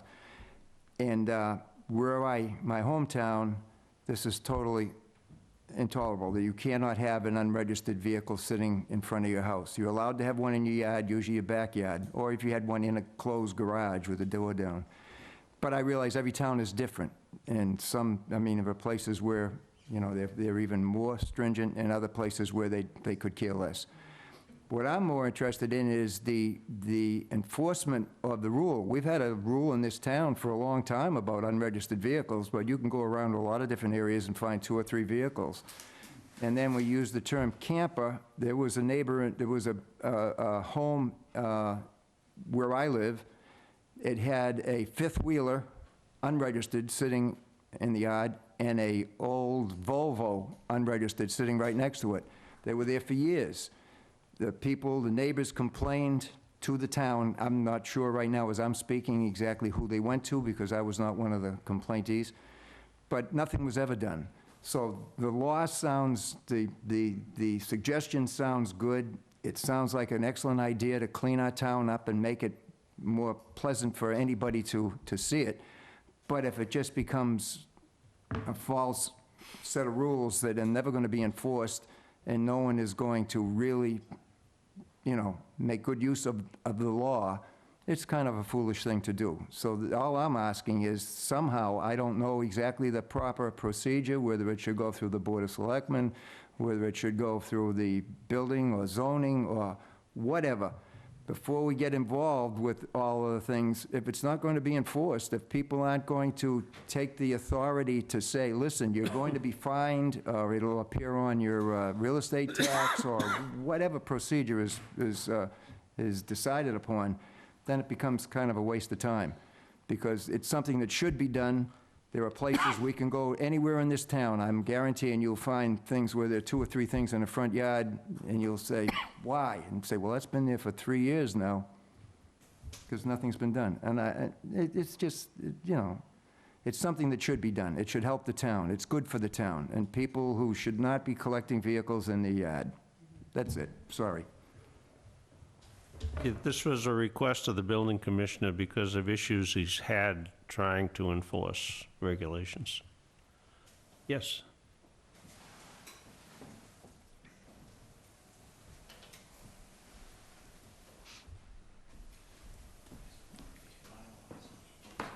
It's just Claire Smith, not the town moderator, but I get very confused by zoning.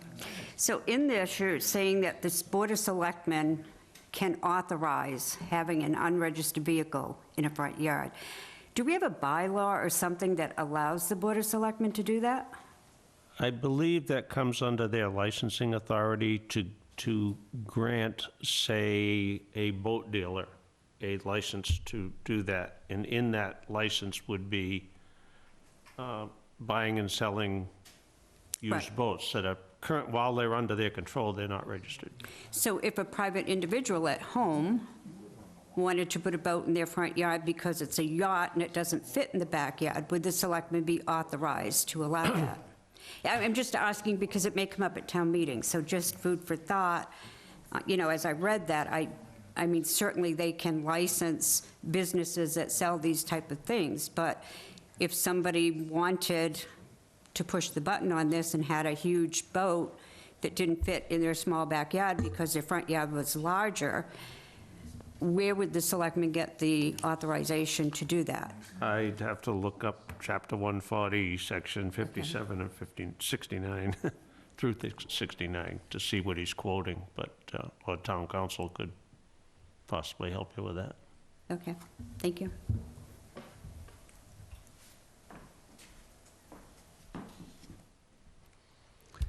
Anything more? Yeah, the suggestion of adding the exclusion of vehicles not required to be registered is a good suggestion. How do we go about? I think at this point it would have to be in the form of an amendment on town meeting floor to add that sentence. We could do it in the motion. Would that be acceptable to make it part of the motion, or should it be a separate amendment? To add the wording that vehicles required to have registration, to be registered. So what you just give me what your motion would be. Well, generally, the motion would be to pass it as written in the warrant, but if we Right. wanted to add the verbiage that vehicles not requiring a registration be exempt, boats, motors, you know, That would be an amendment. yeah. And after you give your report, that would be the proper time for you to make your amendment. Unless you wanted the finance committee to make your motion. Yep.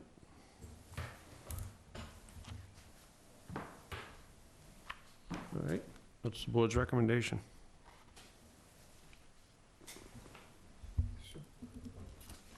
Submit the amendment or write up the amendment. About the change in general, about the warrant article, would you? Makes sense, yeah. Yeah. So can I get a motion to suggest favorable action for, is this, they're done in separate, No, it's in this is- combination. Oh, it's in this is combination one, with we're doing them all in 535. one. Okay, we'll go on to the next one then, the outdoor storage. Mr. Chairman, excuse me, and we deleted the word camper, correct? Yeah, yes. And the second part of this article is to add section 535, outdoor storage, which includes construction, manufacturing, service, wholesale equipment, materials, junk, or heavy motorized equipment of any type, completely enclosed by a solid fence or wall concealed from public view. Fences or walls without proper licenses used for, that doesn't sound like it was, No, I think we gotta fix that. I think you take out without proper licenses.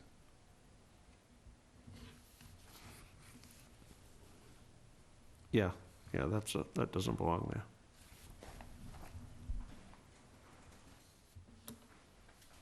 Fences or walls used for screening of such materials or junk shall be set back from the property lines equal to the required setback for the applicable zoning district.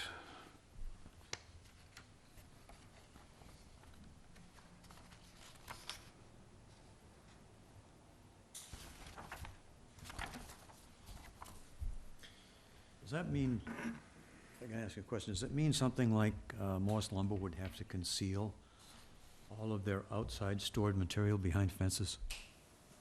I mean, they have stacks of, you know, lumber that comes in on a pallet, and they drop it down, and sometimes it's outside, sometimes it's underneath the overhang. But does that mean that anybody like that, or like what used to be Taylor Randall is now Ferry, he'd have to install fences for that equipment? Well, you can't see it? even the big box stores, when, in the spring, when they bring in all their garden stuff, all their displays, you know, I don't know how you'd, if somebody were to complain about it. Yes, sir. I'm just wondering what impact it has on a lot of legitimate people. I can see the idea of trying to clean up front yards and so forth from stuff that's just littered and debris. But what do you do about the people that are making a living with stuff that's not junk? It's still construction equipment. It's still materials.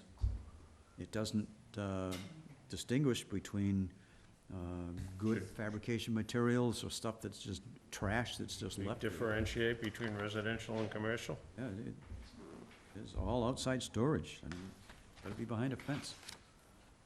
Dave Hurd again, and Mr. Rowley, I agree. I think this has to be looked at again, because if someone is building a house, does that mean they have to put up a fence around the pile of construction, Well, see, that 2x4s? there would be a permit required for that, so there would be a permit associated with. And the permit would allow them to store materials? It doesn't state that. Doesn't state that here. And the other item is, in your bylaws, you have setbacks from property lines for fences? I haven't seen them. So if you'd point that out to me, I'd appreciate it. Well, it says, Fences or walls used for screening of such materials shall be set back from the property lines equal to the required setback for the applicable zoning district, which means you must have, should say a building setback or structure setback. Well, that's only if a fence or a wall is a structure. I mean, if I wanted to put up a stone wall along my property line, so long as it's under 4 feet tall and doesn't require a permit from the building inspector, I could do it. I could put it right on the lot line. The same where thing for most of them, fence. and most of them are located on the lot line. Are they used for screening of these materials or junk? Which is what the premise of this is. I'm pointing this out because I want you to have thought this through so we don't get into difficulties. If someone puts a 6-foot fence because they have a trucking company and they have Or if they already have a fence there, then one side is already concealed. but if it's a 12-foot truck, it goes above the fence. It says completely enclosed. Means you can't get the stuff out. It says completely enclosed. Does that mean you cover it up the full height, or does that mean I can put a 2-foot fence there, even though I have a 8-foot truck behind it? Well, again, Follow if up, the it truck is says registered, it's concealed not from an public issue. view. Concealed? On. That's why we put concealed from public view. You know, you don't need a 6-foot fence if you're hiding a 2-foot high. But if you have Yeah. a 10-foot truck, you need a 10-foot fence? Well, if you go back to section 530, it's either gotta be registered or it's gotta be in a garage, so. But no, this says outdoor storage. This could be a registered truck. Outside, stored outside. Yeah, it says heavy motorized equipment of any type. Right. I'm concerned, I don't want the town to get involved in lawsuits because we haven't thought these things through. And I think it's important that this be done. So I would suggest before any of these go forward, you have town council also make an appraisal on them. Has town council reviewed these as of yet? Does he normally review the warrant articles? He does, but I think it's important that before we present this to town meeting, we be very careful that we're not going to be involved in some some things that we don't want to be involved in. Thank you. Well, to that end, most of these are to aid the building commissioner in responding to a complaint. But your point is well taken, that complaints could come from anywhere and for any reason, so.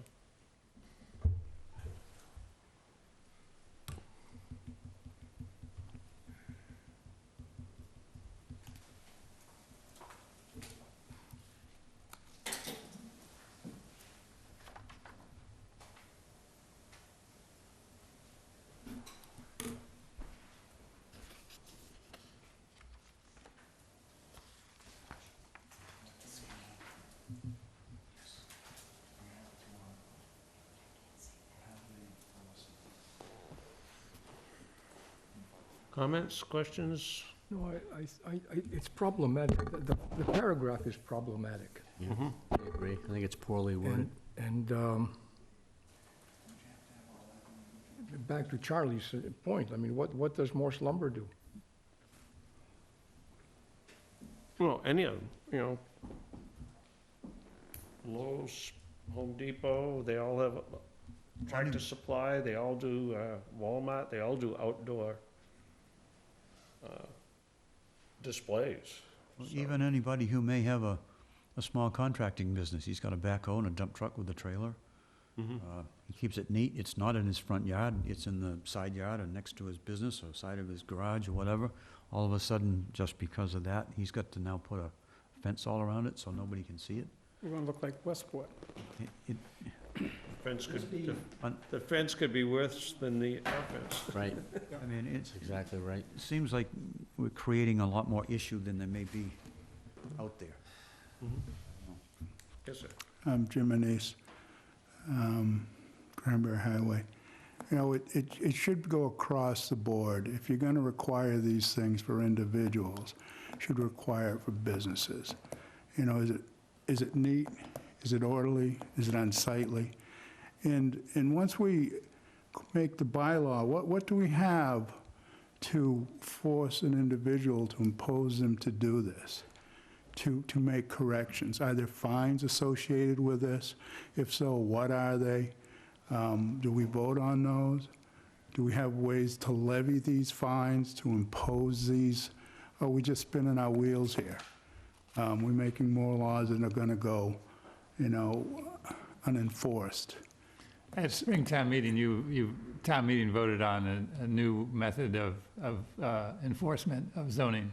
So essentially, the building commissioner is issuing things like, it's essentially like a parking ticket or a speeding ticket for zoning violations. It makes the enforcement much easier. And this is related to that. Yes. And do we need to say that, or does it fall within an article that the overall scheme of it relates to that enforcement ability? You don't necessarily have to say that because the enforcement section identifies the methodology for enforcement and the legal requirements and basis. For all articles? For all zoning. Okay. Thanks. And again, it should go across the board. So if you're going to require it of Joe homeowner who has a trailer and a little backhoe and a dump truck, but doesn't have a business, then you should require of a business also. Or not require it all, address it as a blight. Is it an issue? If it's an issue, address it. And that's where I think we're not doing that. We're just making this cover-all. If I don't like my neighbor and I don't like him having those things there, I call up, make a complaint, well, I expect it enforced. But is it truly an issue? Have we defined, does it cause distress to the community, having it that way? I mean, how do we define that? There are definitions for it, but have we defined it? That's all I have to say. Thank you. But I think to that point, this paragraph is not positioning this just for residential. This, to me, this reads all applications within the town line. Yeah, it doesn't Residential and specify. commercial. Ken, how do other towns treat this type of stuff? Have you looked into that at all? Yeah, this is an area that's very difficult because of the one man's junk is another man's treasure. And when you're in a coastal town, the things, outdoor storage of boats and trailers is quite common when you're in a coastal area. So it can be very problematic. And I think one of the ways we might address this is to focus it more on junk, because we have a definition of junk in the zoning bylaw already. Outdoor storage of junk of any type shall be completely enclosed by a solid fence or wall might be the way to address the issue that we're trying to accomplish here. The only problem with that is our definition of junk is anything that's secondhand. Well, the definition of junk is any worn-out, cast-off, or discarded articles or materials which are ready for destruction or disposal, or has been collected or stored for salvage or conversion to some use. Any article or material unaltered or unchanged or without further reconditioning can be used for original purpose as readily as when new shall not be considered junk. Yes, sir.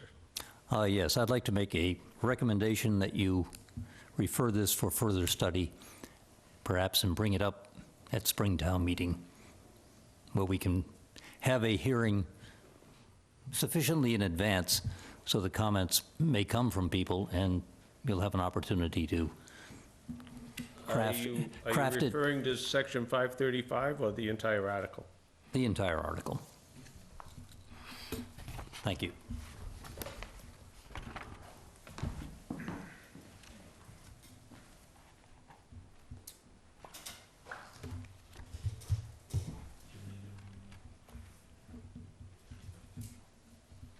Any more comments or actions to be taken?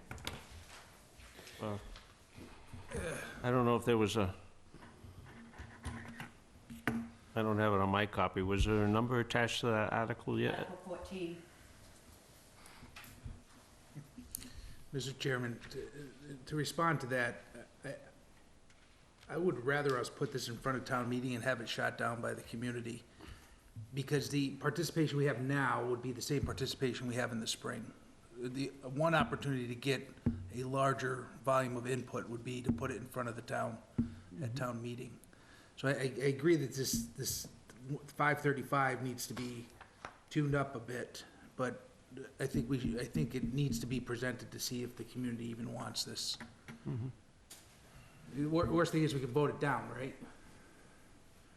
But what is the participation we think we're gonna have in the spring that's different from right now? Yeah, exactly. Just a procedural matter, if this were to go before town meeting and voted down, it could not come back for 2 years, I believe. So you want to keep that in your mind. Also, keep in mind that we have... A zoning article. A zoning article. Zoning articles are very confusing to people coming to town meeting. And in all probability, with the school issue coming before us, we will have a lot of new people coming. Do we want to spend a half hour on a zoning article? Just a thought. Could I ask Claire a question on that? Section 530 and 535 would be under the same Article 14, right?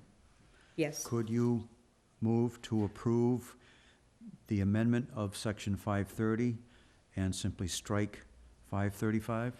You could. Would that be by amendment? In your motion, you could do that. You could, I mean, you could do it by simply making the motion itself as 530.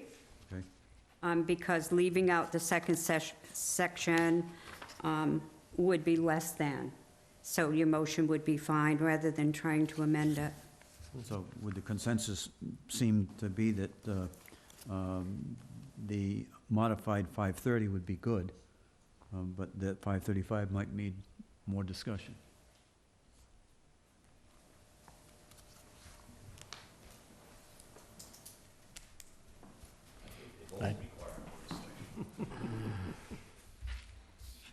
Just a thought here.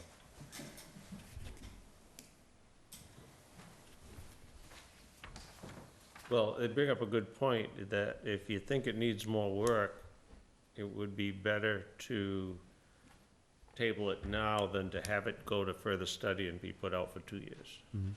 I agree. But if we're just gonna come back in the spring with the same thing and not have any changes. Well, we may not necessarily meet a bigger audience for a better written article. I think right now what we have is just an article that's not well-written. Okay, what's your recommendation?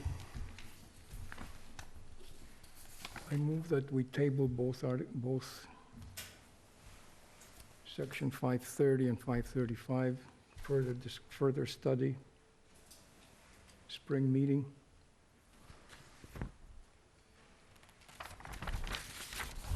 Is there a second? There is a second. Any discussion? All in favor? Aye.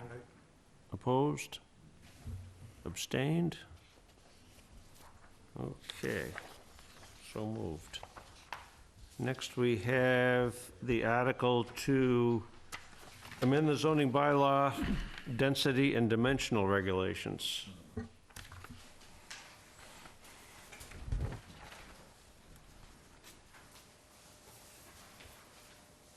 This article also has two parts. It is Article 15 in the fall town meeting warrant. First is for accessory buildings, and the second is for existing small lots. Lots that are less than 15,000 square feet in size.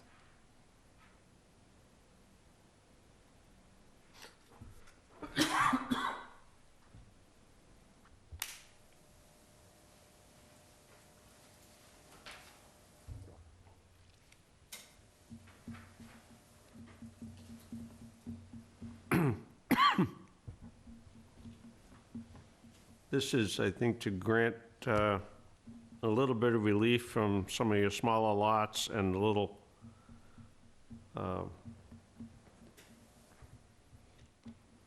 clarification on some of the other applications of accessory buildings.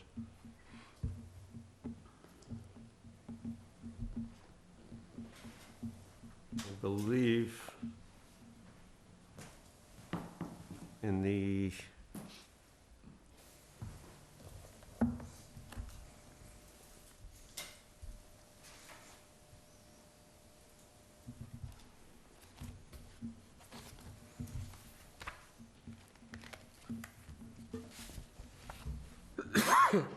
doesn't really identify the R130, but That says the residential district. It breaks up the districts into residential, village, commercial, marine, institutional, industrial, and BDOD, Business Development Overlay District.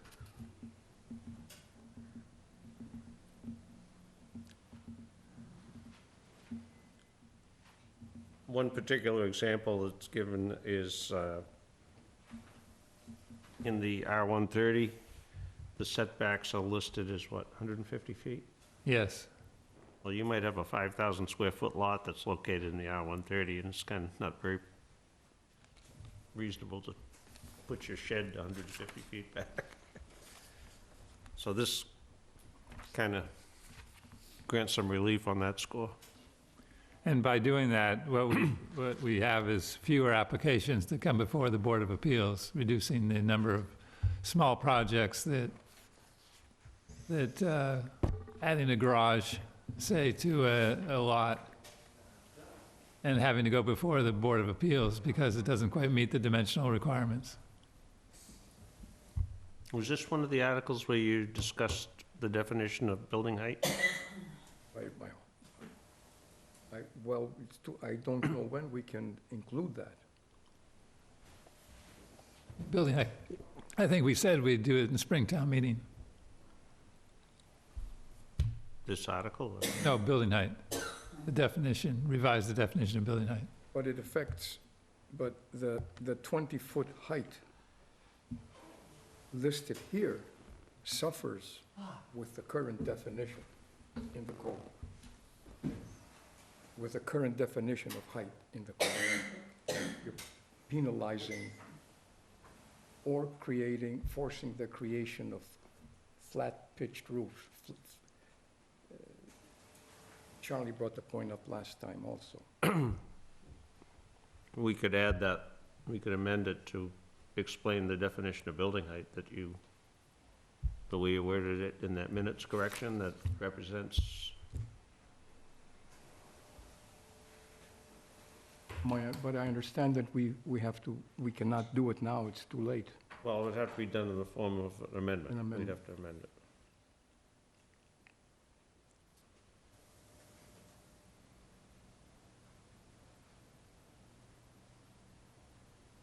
Building height be consistent with the 9th edition of the state building code.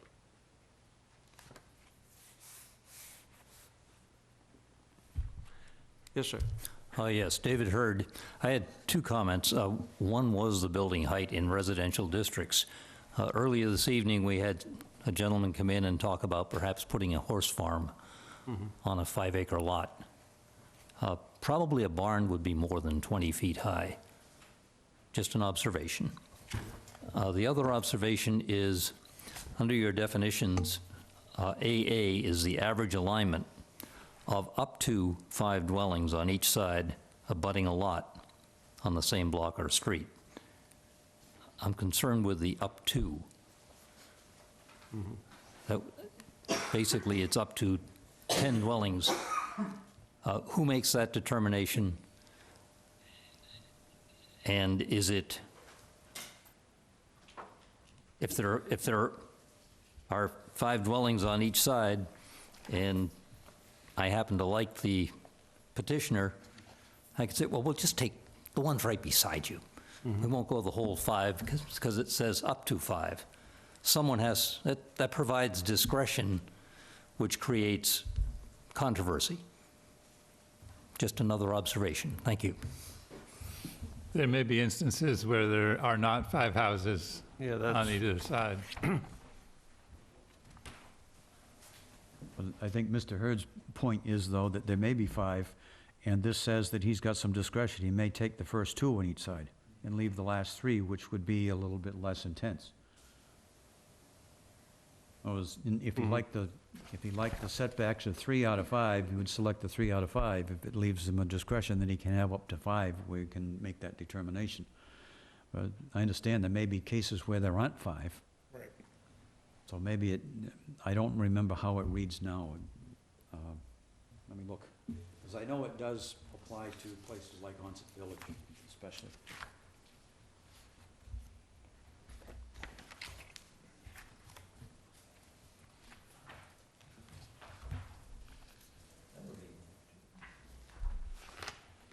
Way to look for that.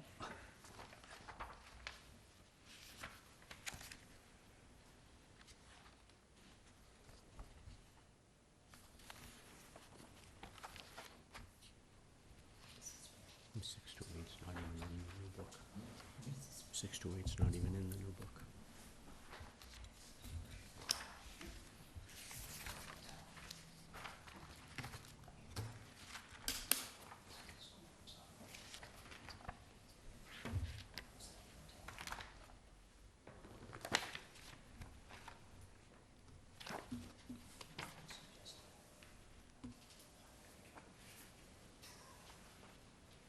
The existing wording says the front setbacks in village districts shall be the average of the setbacks of 5 residential structures on either side of the subject property.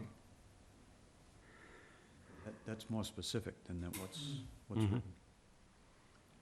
Well, the conflict here, of course, is when you don't have 5 as required by the Logic would regulation. Logic would mean that you take whatever you got. You could put in if available. Yeah, if there's only 4 houses on the street, you.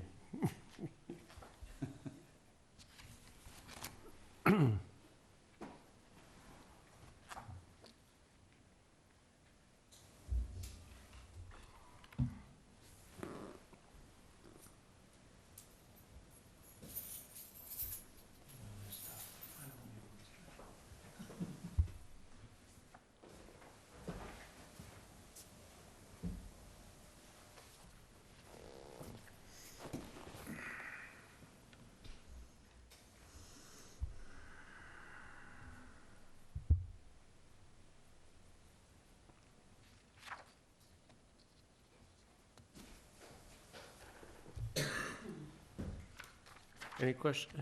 Question? I have comments on the table 628. Would you come up?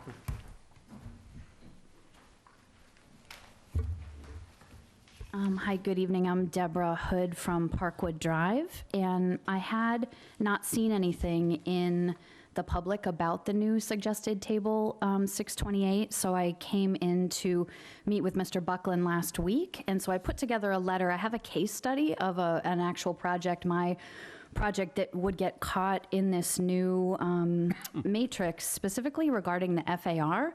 I think the setbacks are fine, but the FAR I found to be pretty interesting. And so, may I submit this letter, Mr. Buckland? I wish that I brought copies for everybody, but Sure. I have two at least. Sorry, I didn't. Is this, oh, okay. It's just a letter.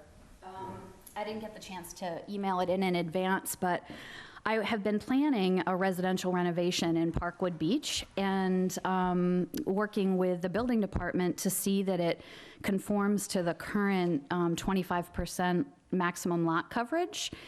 And then when I heard about this article coming in, that the lot coverage would then be superseded by the FAR requirements, and which I thought was really interesting. And so we looked at it, my architecture team, because I wasn't interested in a special permit. I like to follow the rules, and so was interested in designing a renovation that would comply.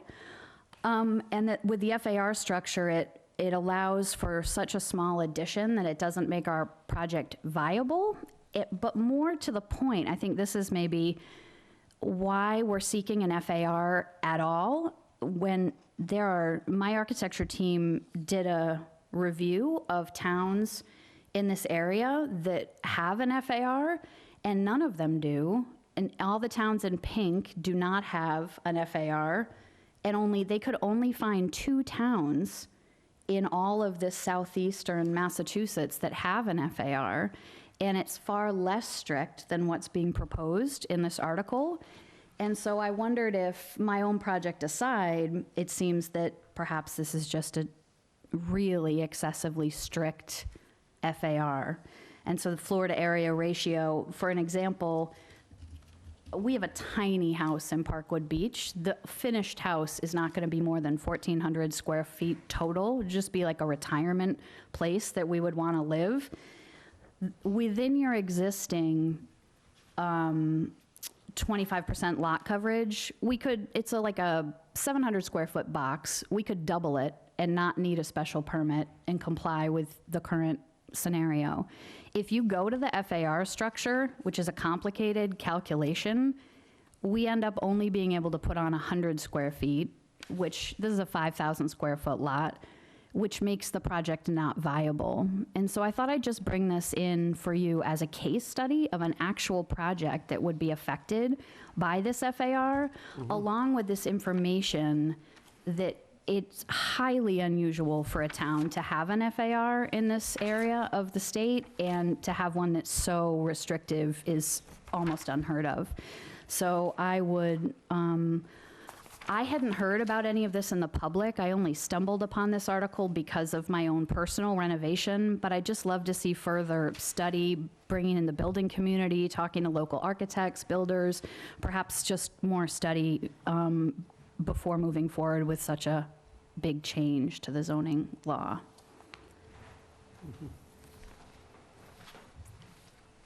I'd like to point out that FAR has been existing within the zoning bylaw since before my time, although I haven't been here that long.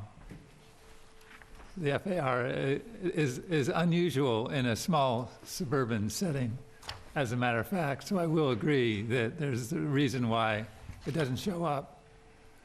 It's usually in an urban environment where FAR is required. However, since it's in the bylaw, it is a method that you could use to regulate. The percentages that are included within here were based on actual conditions in the neighborhoods that the building commissioner studied and checked to see what floor area ratio. And the floor area ratio is fairly simple. It's the area of square foot of the floor space in the building compared to the square footage of the lot itself that that building is on. So it's that ratio between the floor space of the building to the area of the lot it sits on. Does that include is it the floor area or is it the footprint of the building? It's the floor area. Floor area ratio is all the floor area. So if it's a second-story building, So if you had a that doubles the second-story amount of building, floor area. the most you could have on a 15,000 square foot lot would be 975 square feet. That doesn't seem very much. And apparently that's what the development has been. But I couldn't find in the existing bylaw reference to an FAR specifically. There is 25% lot coverage is written in there, but I couldn't find any a current FAR in the existing bylaw. It comes under section 625. 624. There's a definition under Article 16. But I think because we are a greater than 5,000 square foot lot, just by a couple hundred feet, that the lot coverage would be reduced, or the FAR would be reduced from 25% to 16%, because it seems that's what he's asking. It's currently 25% across on all lots, and that he's looking to reduce it as the lots get larger. Is that what's happening? That's correct. Up to Right. 15,000 square feet. Right, so what I'm saying is specifically in the neighborhood of Parkwood Beach, that would render most of those projects already non-compliant. And so I think if the goal is to reduce the amount of projects coming in that need a special permit, this change might actually have the opposite effect because it would. For my project as a case study, I designed it to not need a special permit. And if this change goes forward, it would then require a special permit that I doubt I would get. I doubt I would get. So I think I understand the goal to try to limit over-developing of lots, and I applaud that and the work that you all have done. I think that just enforcing the existing FAR would accomplish a lot more than making it even stricter than it already is. And so I thank you for letting me share that. That's a good illustration, thank you. That is, puts it in real life. I'm happy to share more at any time. Thank you. What are the dimensions of your existing? I do have a table, it's not supplied here, that sort of shows a breakdown, but it's, it's just, so if the lot is 5,330, that existing box has to be, it can't be more than 700 square feet. And so we had decided, we had designed it to conform. And so the architect has said that to meet the existing requirements, it just makes it not viable. It makes it not viable to. What is the percent coverage that's total on This. your plan? Yes. This one is 25%. We're currently probably at a little less than 16%. We must be at 14%, because this would comply with 25% building lot coverage. And then because the FAR calculation is a little more complicated, I don't understand the exact square footage, but she has said that that is all that would be allowable, is this small bump out under the new FAR. So I think staying with the existing zoning law and working on enforcement and not giving out so many special permits would probably have, I think if, as I'm aware in Parkwood that before, I think the tenure of all you good people that are trying to get the overbuilding curtailed, there are properties that are built lot line to lot line and, that were done before your time that somehow got special permits and, flew in the face of the existing zoning bylaws. But I think that's, from what I understand, is because special permits used to be handed out a lot more readily. And it just seems like, from what I shared with towns in the Boston area, Concord, Lexington, towns have 25, around that 25% FAR, and it is sufficient for really high-end communities all over Massachusetts. So I wonder why Wareham would want one that is almost twice as restrictive. I think it feels like it's an oversight almost that warrants further investigation, I think, by the architectural and building community. And that's if there were more time before town meeting, I'd almost just personally, out of interest, want to do that. Go sit with some of the local architects and builders and ask them, do you know that this is coming to town meeting? Do you know what this means? What does this mean for your, what does it mean for, to me, it sends a message of discouraging development and improvement to properties and communities like mine, so that's what I have to submit. Mr. Chairman, could I just ask the lady to explain, your lot size is what? 5,330 square feet. And the total square footage of your proposal is? Well, I think it's more, the FAR, I think, is more complicated. I can come back with the particulars of my project, but I think in the larger scheme, I just wanted to point out that I think it's very restrictive, perhaps more restrictive than Wareham ought to be, and that it requires further You said under the present bylaw, you could kick it up to 25%. So what were the numbers that you Well, all I can find in the existing bylaw is a discussion of lot coverage, of 25% lot coverage, and that what's being proposed is 16% FAR, floor area ratio? No, but if Yeah. under the current conditions, forget about the proposal, but under the current conditions Yep. that you had a design for, what was the square footage of the building that you ended The up with? total building not more than 1,400 square feet, just under 1,400 square feet.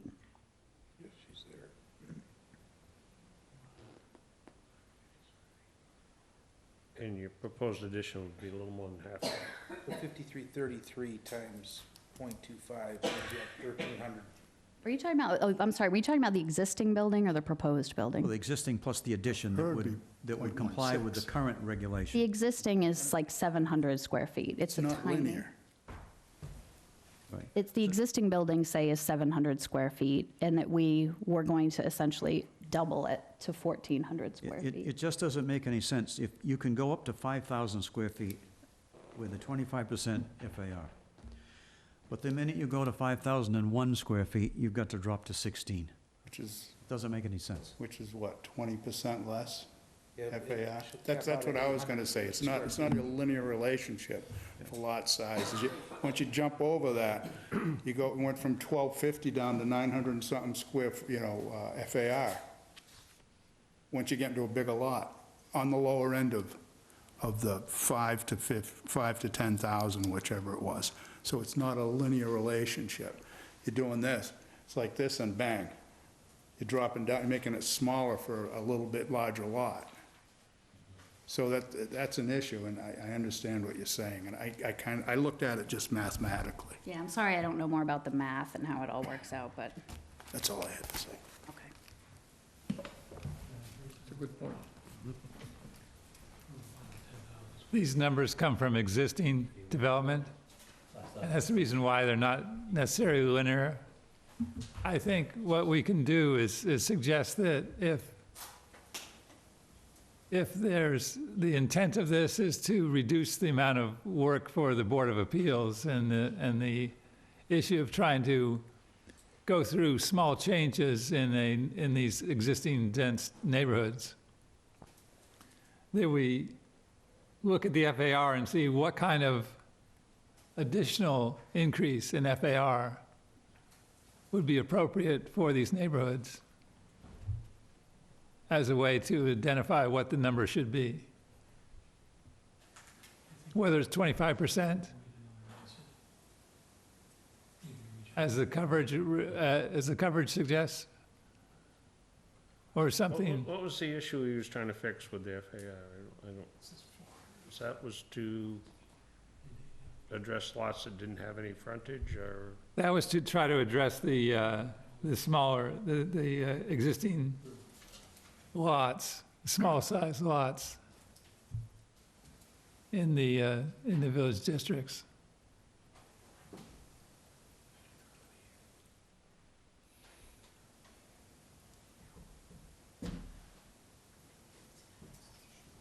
And when they mention floor area ratio, is that just the footprint, or is that multiple floors also? From what Ken was saying, it's multiple floors. Total floor area. Yeah, total floor area, however many. I think that was one of his comments when he brought it to us, was it was try to control small footprints from going up in these small, intimate neighborhoods. Well, you've got building height to control that.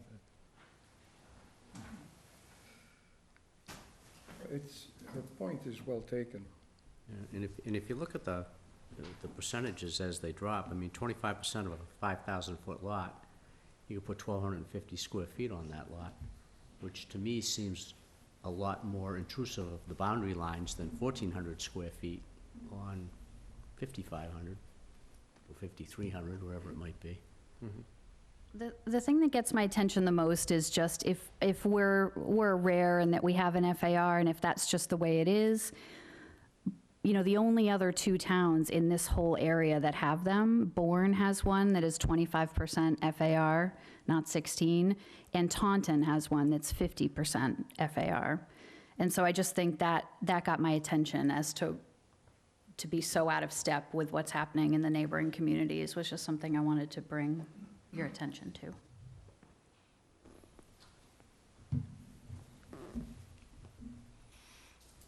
So the lot coverage covers your footprint, and by changing it to FAR, you'd get the same,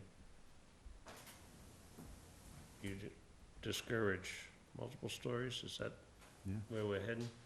If you went to if you had a 5,000 square foot lot, you can have a total coverage under the FAR of 1,250 square feet. You could put that 1,250 over one floor, or you could put 625 on two floors. If you go to 5,100 square feet, just 100 more square feet in the lot, you're cut down to 916 square feet, as opposed to 1,250. So you end up with a smaller house on a bigger lot.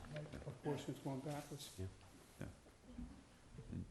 So, Where if we stuck with 25 across the board, we'd be back at our lot coverage number at worst case. yeah. And, you know, for a 5,100 square foot lot, it would be 1,250 plus 25% of 100, so 1,275 instead of 1,250. It does seem that the numbers, the percentages are out of proportion with the range of lots that he's got shown here.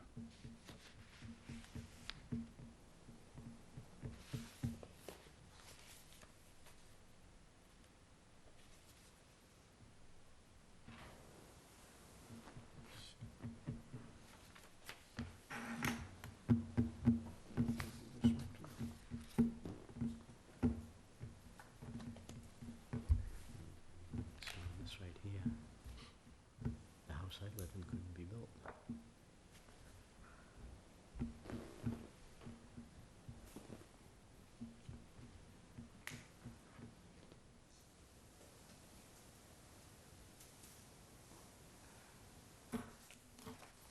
I think it's reasonable if you take the maximum lot size in each category. Because if you take the maximum lot size of 15,000,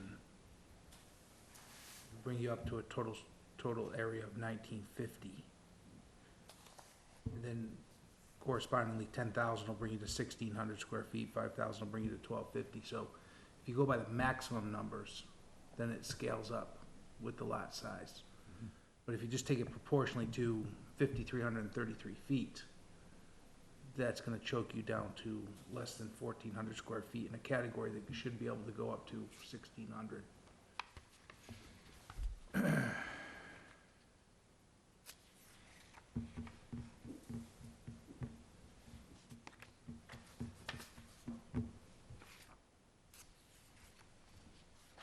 Okay. Table?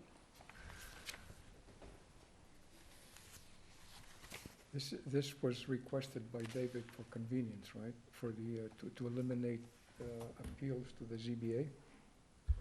Yes.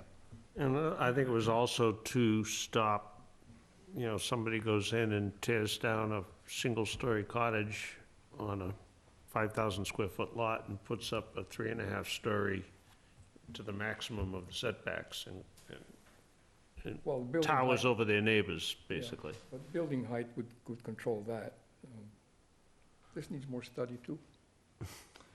Yeah, I mean, if you go to 15,000 square feet and we do 25% lot size, you'd push up to 3,750 square foot. That's a Which is pretty way big too big. house Yep. on 15,000 square feet. I mean, that's a good sized colonial, even at 2 floors. That's a big house. 15,000, Yeah.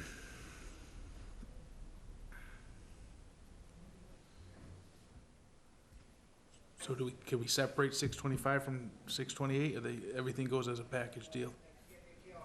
No, if No, you- I'd like think to we hold just off on table it. 625 also because of the building height definition. Yeah. Well, we can fix that. We can add your definition to that if you want to.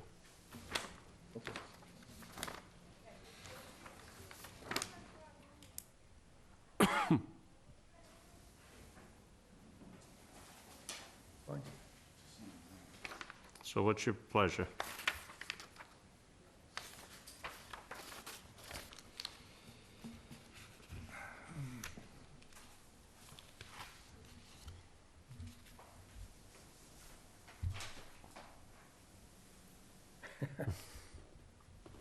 Let's fix let's add the amendment for building height definition and hold off on Part B, on table 628.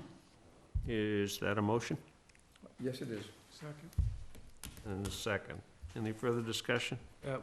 Just, the height that's being proposed is 20 feet on accessory buildings? At center line, right? Yes. And it makes sense with the amendment. Okay, so that's not for primary structures? No, it's for accessories. Your definition will only apply then to accessory buildings. No. Well, In this You know, particular in this article, context. that's all it's going to affect is accessory buildings. how do I go about making it's too late now. Spring meeting will, yeah, okay. Right. All right. Thank you. Or a conversation with the building inspector. Because I think it's within his purview to define what the building height is. It's, well, Unless we have a bylaw to the contrary. I thought that the bylaw was a function of the building code for the definition, not the establishment of the height, but the definition. And all the codes, and this one's very elegant in the international codes, which our state code relies on. The vertical distance from grade to the average height of the highest roof surface.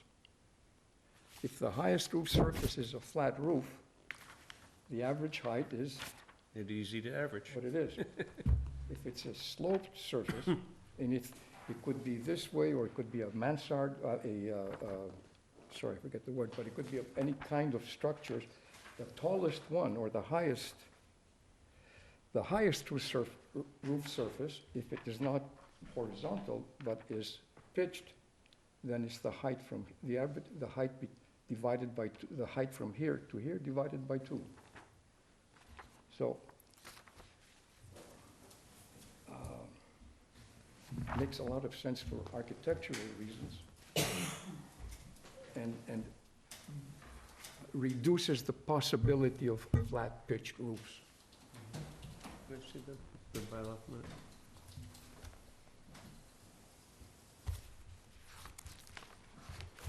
There's your definitions. Article 16.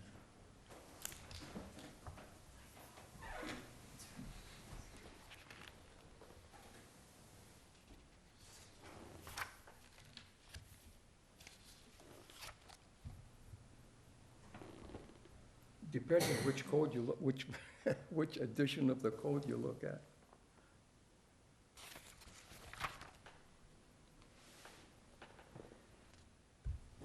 I don't see anything defined in the, It is. It's on Look under page, height. Under height.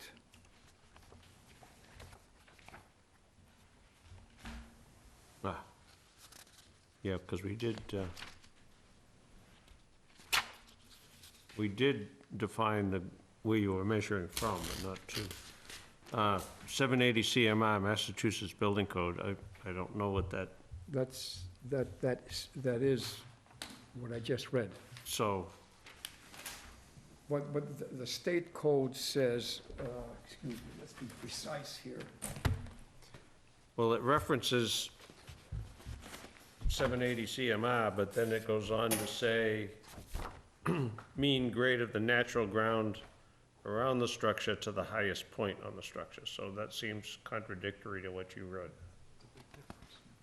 Pardon? That's contradictory to what you read in the code. I apologize, I was looking for this, repeat the whole thing. Or let me put it this way, the current ninth edition of the Mass State Building Code 780 is based on the current versions of the International Building Code and the International Residential Code. That's what I just read to you from. This is in conflict with that, yes. This contradicts itself, Yes.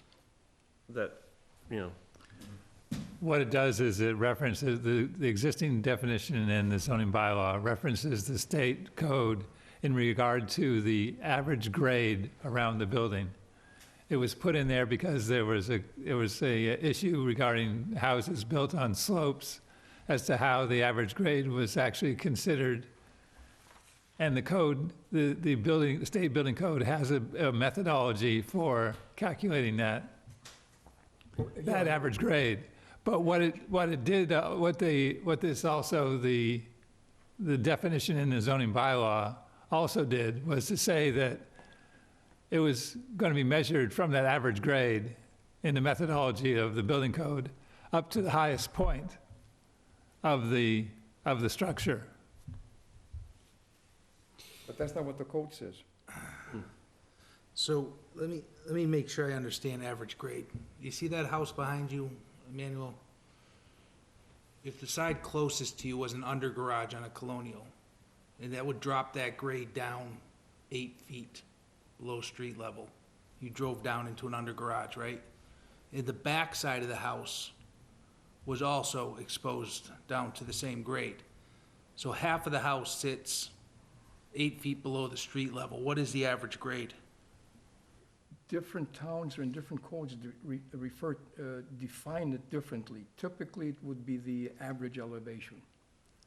Well, And many times it's taken so many feet outside, beyond the house. So that depends, but regardless of which way we look at the grade, the definition of grade elevation, okay, whether it would make sense to look at if the low point is elevation 10, the high point is elevation 20, you make your average 15 for grade. Then you would go 20 feet from that? Whatever the grade, whether it's 30 feet here in our town, it's 30 feet for residential. But the point I'd like to make is regardless of where the grade that the building is sitting on, when we measure to the top of the building, a flat roof is defined as the height of the flat roof from whatever the grade at the floor is, at the ground is. The height of the flat roof is defined as the average height from whatever your grade is determined to be at the ground. If it's 20 feet, 30 feet, the average height above that grade is. Right, but my issue is what is considered average grade. See, it would make why- more sense, it's more consistent to say top of foundation or top of slab than grade. well, that definition came as a result of the previous building commissioner having issues with where people were measuring from. So he made it line up with the building code. And he described it as a point you measure 6 feet out or something to prevent people from berming up or digging down to change the. But if I look at my own house, the front of the house is here, the side is an under garage, it sinks 8 feet below. The whole back of the house is 4 feet below top of foundation. So I'm gonna take these 3 dimensions and come up with an average, and that's gonna determine my peak. So what it ends up doing is it could cause me in a colonial to not have a colonial if I take the average grade. You need to change it to a salt box. Well, I mean, this is exactly what would happen though, by taking average grade. The definition, different towns and different codes have different ways of determining it, and the inclusion of going beyond by 6 or 10 feet from the house to avoid berming and so on. But you're correct, it would be, in one definition of average grade, it would be from this point to this point, and you average it. But once this is established, whether, take it for that it is at that average elevation between low and high. Once that is established, now the definition of building height starts from there, going up. Are you with, are we together? Yeah, I understand that, but it's too, I mean, to me, top of foundation, top of slab, it's consistent, it doesn't.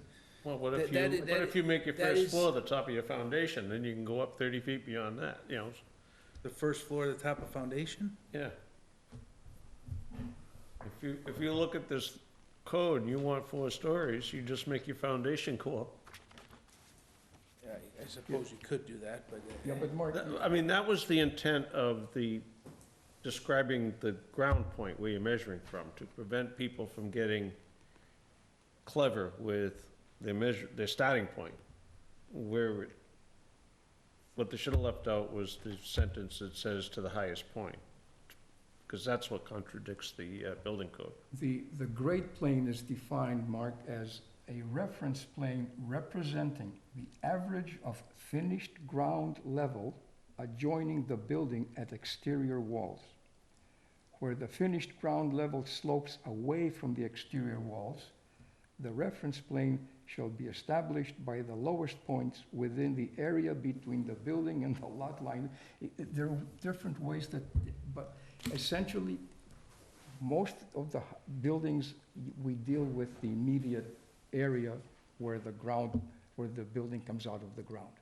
You average that. And I'm okay with that if you just look at the face of the building facing the road. But if you take the average of all 4 sides of the building, it changes dramatically. True, but it does not change it does not affect the definition as with how you measure from whatever that, you want to take it at the front, that's an argument you can make. But if that is your measuring point, my concern is measuring up from that line, whatever that line is at the ground. If the average for a flat roof is the same at any point of that surface. And according to this, once you go to a sloped plane, it's the midpoint of the slope. That's where, and I wish we need a blackboard here so we can, or some, a whiteboard to make it quick. So if you have your flat roof and you make your ridge of a gable, your colonial, 12 pitch. now it's lower. You're penalizing a traditional form, a residential form, by the definition in our code. That's all I'm saying. Right, the good news is my house is already built, so it's not gonna affect me, so. We're taking, All right, to clarify, what was your motion again? what did I move? Oh, To adopt the definition in the 9th edition of the Yeah. International Code. To add that to 625, and you wish to, I was a restudy 628. okay.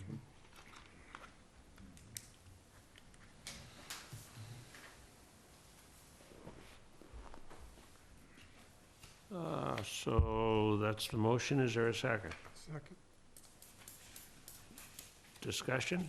Yeah, I'd like to make a suggestion, that you consider increasing the FAR as a way to address the question of impact of the FAR, and do it on the basis of the coverage allowance of 25%. The lot coverage? Right. You always do away with the FAR at all, altogether? No, I don't think to do away with it, because it takes away that opportunity to control the larger size buildings, but to have an FAR of 25% across the board for all lot sizes. It's too much, though. Yeah, it's too much when you get into the bigger lots. 15,000, 25% FAR puts you at 3,750 square feet. If you take the worst-case scenario in all those categories.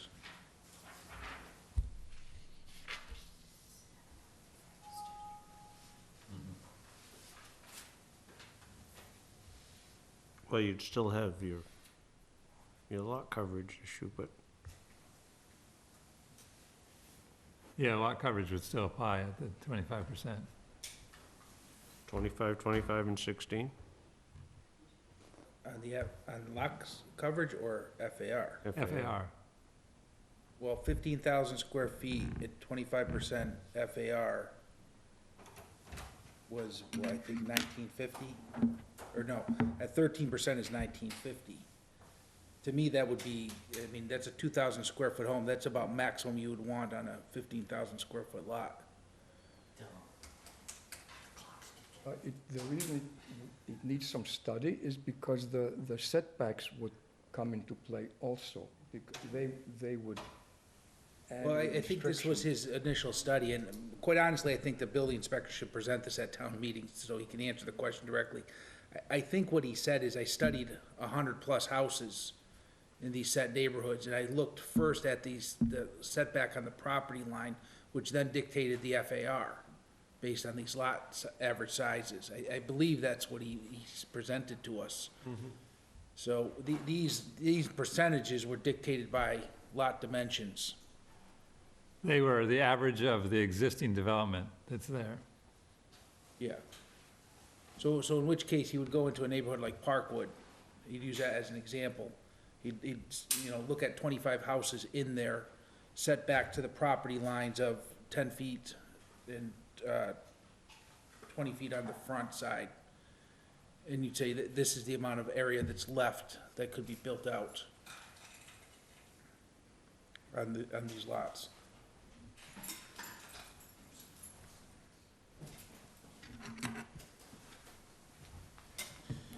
If you begin looking at this, not the total square footage, but if you break it down, if somebody wants to build a two-story house on a 15,000 square foot lot at 13% FAR, that's 1,950 square feet.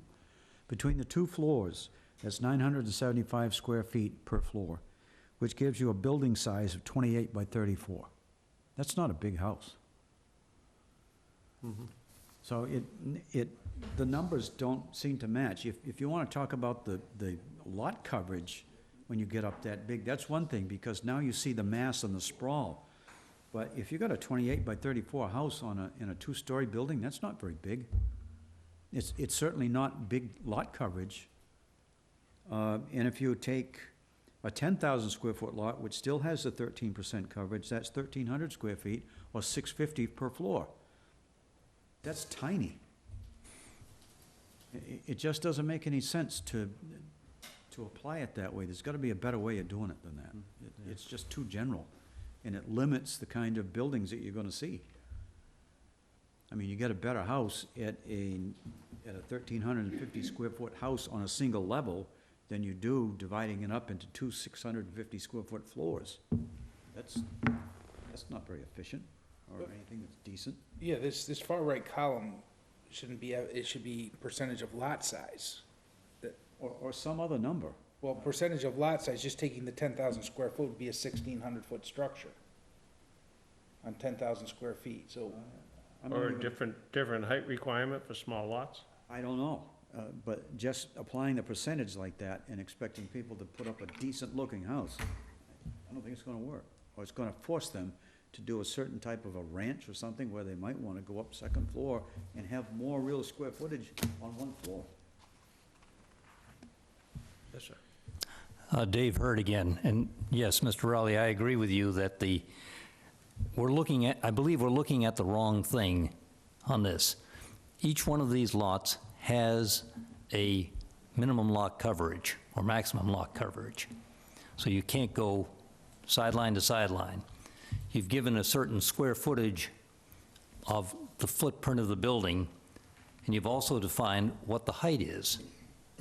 That's the external appearance that someone driving by or looking at it is going to see.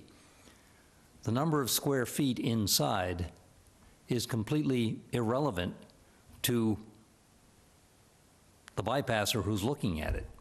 And I think it's a restraint that you're putting in here, which is arbitrary and will lead to some very weird types of designs. My recommendation is that you postpone this for further study also.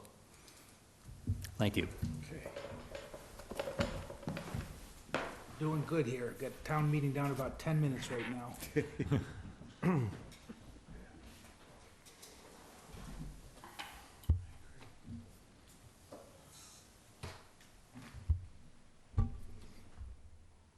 Motion, and it's been seconded. Yes, I just didn't know if anybody wanted to make any other changes. If there's no more discussion, all in favor of the motion to advance 625 with a height definition and to study 628? All in favor? Aye. Opposed? You can't vote, Ken. No. Very good. Now, there was some other The signs, right? articles that came in. Are we doing them in October? October 15th is when you'll be doing the sign bylaw and the Tremont Nail Factory Overlay District. Very good. There's my minutes.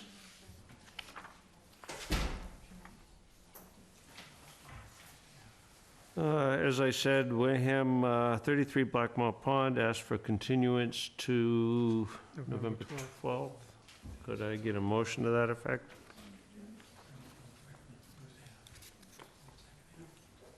To make a motion to extend, Continue. continue. It was Blackmore Pond 33 Blackmore Pond Road. to November 12th. Second. Any discussion? All in favor? Aye. Opposed? Under other business, first is David Andrade is looking for some relief on Long Neck Road because of a 50-foot, oh, he is here.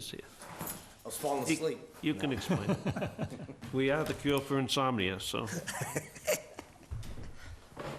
David Andrade. And you look, the Long Neck Road was originally approved with a 50-foot layout for the roadway, which was never filed. And the abutters are seeking some relief because they've got setback issues. I would think, and Charlie, you could probably have more input, but I would think the best thing to do would be to submit another plan with like a 40-foot right-of-way. The actual road, I think, is what, maybe 30 feet wide, the actual? The actual, I think, was less than that. This was a 1942 layout that was changed to a 50-foot easement, but it was never recorded. So we're looking to get that rescinded and just have it back to the original roadway. If that was a town meeting action, David, Yes, but it was never recorded, it was never recorded. do you know what's in the town clerk's records for documentation on that? I do not. I think there there might be a way to do it, but without knowing what the actual documentation is that is on record. I'm not sure how to do it right now. Because if they didn't follow through with all of the procedures to actually do a layout document that goes on record in the Registry of Deeds, it may be not even worth talking about. Maybe it just doesn't exist. It doesn't exist in the Registry of Deeds, correct? Right, as a laid out plan, but is there a description maybe that went to the Registry of Deeds? They couldn't find anything there. I do have some paperwork on it that I Okay. can leave with you, Okay, but nothing in the Registry of Deeds. Well, somehow or other, a title company has found something, so. They found something through the town, only on the, there was just through the town. I mean, it was brought through town meeting, it was passed, but it was just never, the land was never taken over by the town. I think that So- may take some town council advice as to what the status of that is. If it actually went through a town meeting vote, but never followed through Which you did. with the actual language and a written document that identifies that layout, and it goes on the record to the Registry of Deeds, it may not be valid at all. But I think it's something that town council needs to weigh in on to be sure, so that you get an opinion from him as to the status of it. And if it doesn't exist, then you might be able to simply do a Form A plan that identifies the edge of the road as being some other point, which gets you out of the dilemma that you have. Okay. I'm sure there's a way to do it so that you've got your issue satisfied, but I don't think it's anything that, as laymen, we want to even try to figure out. I think it should be town council, let him figure out the history of it, so that you know exactly where the town status is. Now, this was established, what, 1940 or so? 1942. Yeah. So. So if it was- Town meeting vote create the subdivision, or would that have? No, I believe there was, Accepted the there road. was a layout of Long Neck Road. You've got the title right was, there, don't you? yes. Yeah, it was probably, it was my father that probably did it. Yeah. It was. It Yeah, was. in 1941 and revised 1942, proposed layout. And it went, originally, it went all the way from Main Avenue to Onset Avenue, through the golf course. That's correct. Went through the bogs. But I don't remember the status of it from that point on.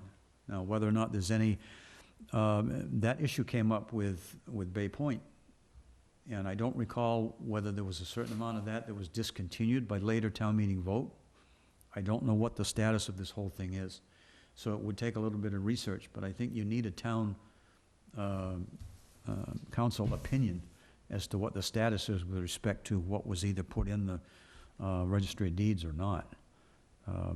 It is a legal issue, and you want to be sure that all your bases are covered. But if it was not recorded at the Registry of Deeds, That Then- may not be the whole answer to it, and I just hesitate to say that. no, I understand that, but wouldn't the town only have so much time back in 1942 for that easement to go through? That's what I'm suggesting the town council could tell you, because Okay. I believe they do have, from the date of town meeting vote, as my recollection is like 135 days from the date of the town meeting vote to actually do the taking by the town. I Right. believe that's correct. But I don't want you to go out of here thinking that is the statement, because I'm no. not town council. Well, that was prior to zoning. No, it doesn't have anything to do with zoning. Well, we don't know that this is a private road or a town road then? Is that what you're trying to determine? We don't know the status of it right now, and if it never was taken by the town through going through that entire process, it still may be a private way. But. In which case, they'd own to the center. Right, as far as I'm concerned, I've got too many questions to answer to give you some opinion other than that. But I think there needs to be some research on it. Who brings this to town council? Do you have a report from appraiser or a real estate company or title attorney? No, I do own a house that's over there that I did have sold, and Yep. when their attorney went through, they couldn't get title insurance.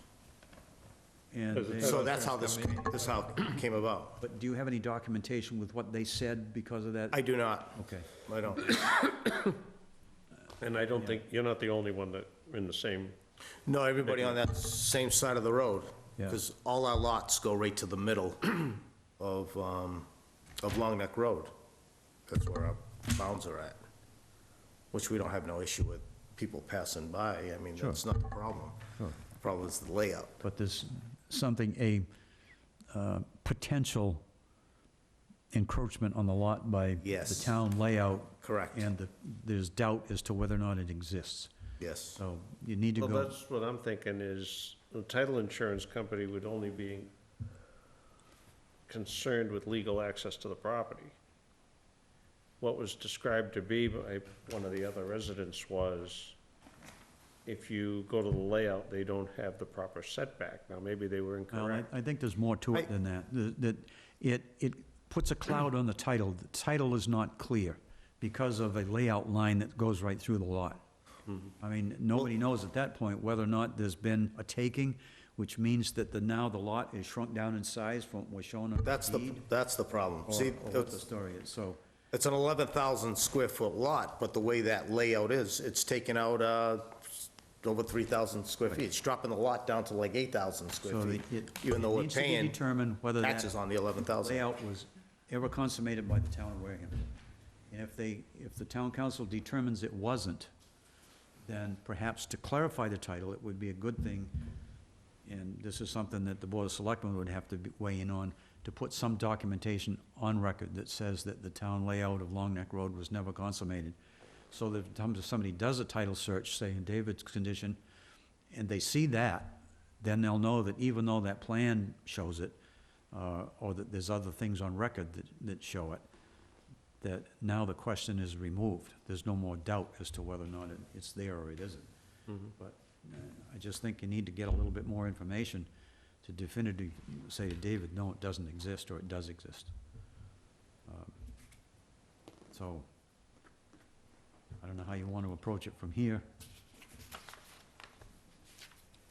I know where the file folder would be, along Neck Road.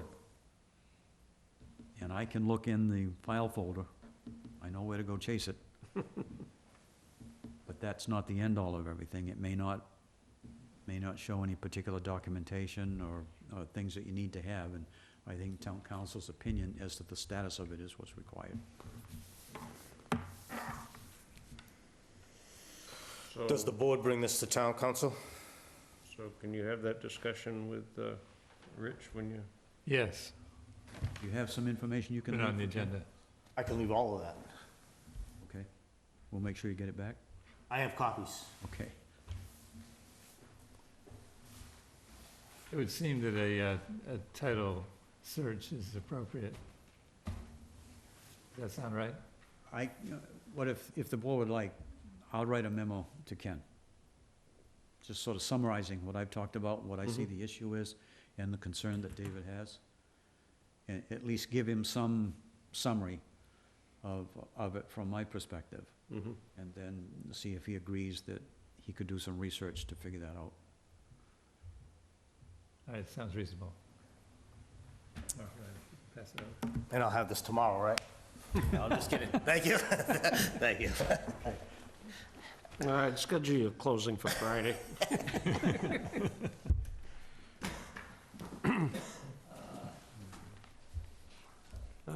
Process to finalize the master plan. There's a quick question. The master plan is in draft form right now. I'm going to go through a process of finalizing it, and I want to know what the planning board's, what the role you want to play in that process. Do you want to be the lead? It's a public outreach process and redrafting.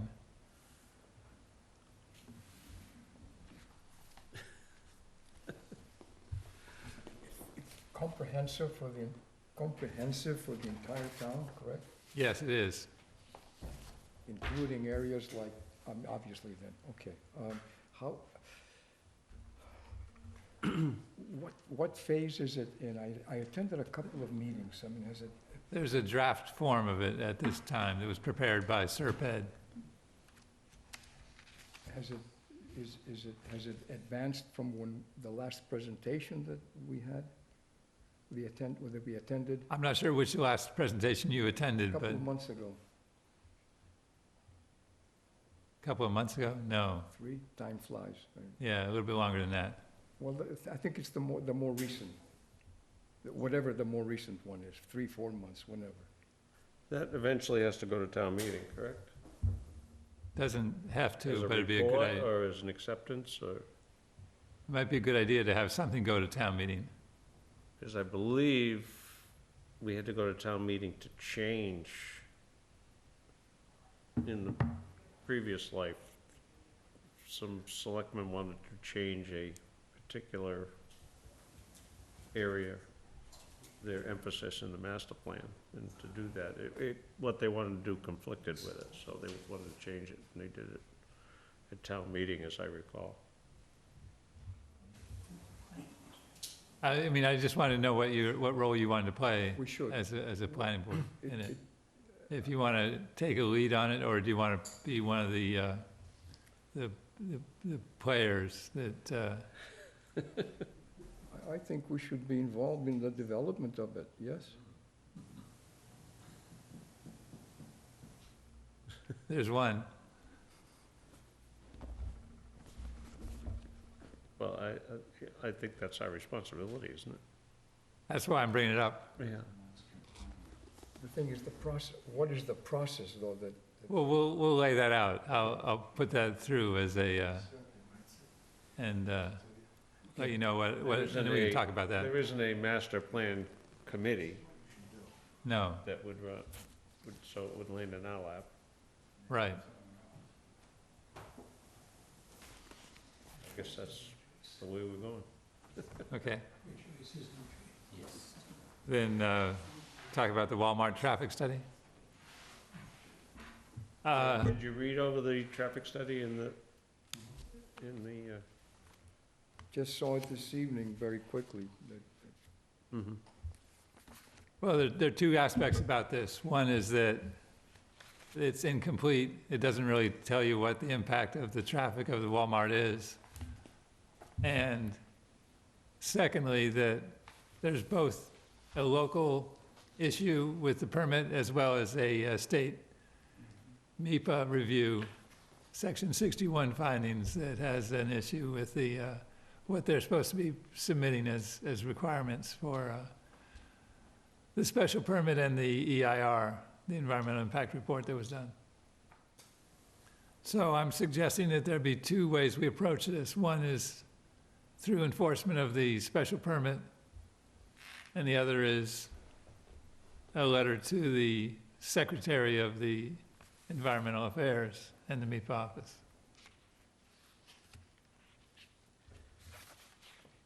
The traffic report kind of rests on the fact that the traffic study they've done is less than what was projected in the original submission, with not a lot of emphasis on whether it works or not, just that the count is less than they said it was gonna be, so we're all right. Is that a two-sentence description? Essentially. Didn't they include in the initial traffic report for the Walmart, though, the out parcel? Because I can remember that was all a part of the geometry and everything that Yeah, ended up being the traffic signal and the widening of the road and everything. It included everything, including not only Walmart, but the SNH parcel. proposed uses for out Right. front. That report doesn't even reflect that, so you can't tell whether they're saying it's less than the original traffic counts that included the out parcel, or whether it's less than what was just projected for Walmart alone. Mhm. So that part of it I found to be in conflict when I read it over, and I just forwarded that to Ken.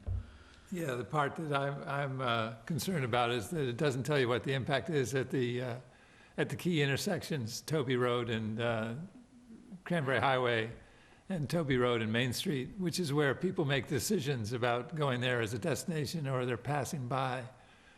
And I think that kind of information should also be part of this analysis.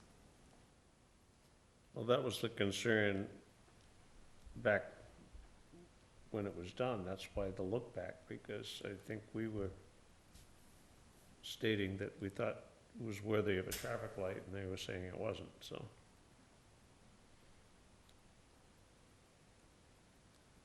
And both those intersections had to be looked at. A traffic light at Toby and Main? Well, that was one suggestion, but I think at that particular time, the stop sign seemed to address a lot of the problems, the stop signs that were installed. I know some people don't like them, but they seem to address a lot of the... They work. Yeah, exactly. They slow people down, and they... The bridge has been painted, too. I I don't know saw if you that. noticed that. Whose name's on it this time? Gets painted regularly. After the Cape Cod Express truck ran into it, they finally did some work and painted the bridge itself. It's now bright yellow with red letters. Think that, yeah, don't hit me. Yeah. Like I said, that's the best traffic control for West Wareham there is.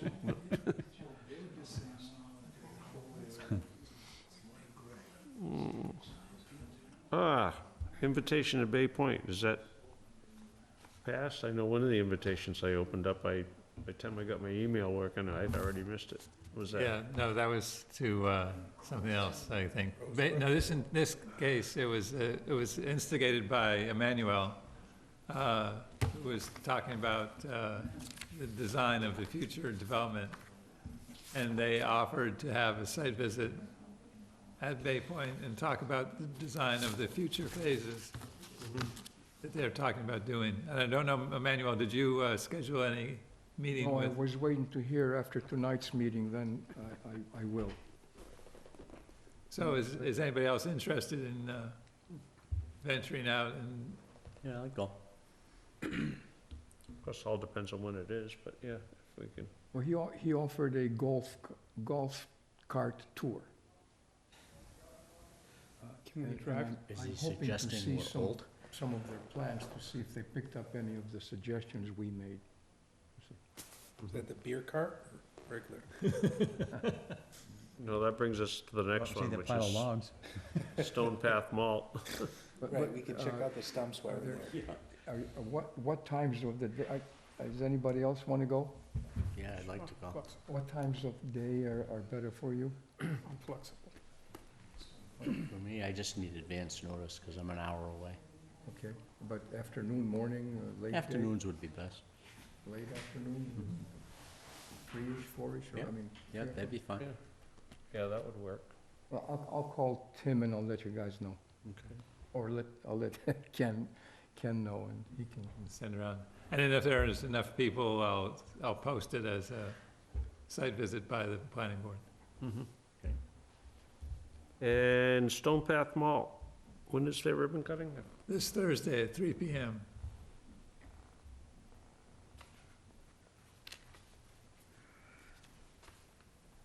So if you're interested in coming, they'd like to have you. Head count? Or just show up? Just show up is fine, I'm sure. Thursday at 3, okay. That's this Thursday, huh?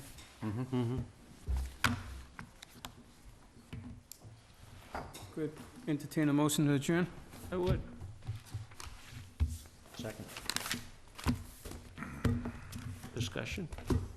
All in favor? Aye. Aye. Meeting adjourned at 10:25.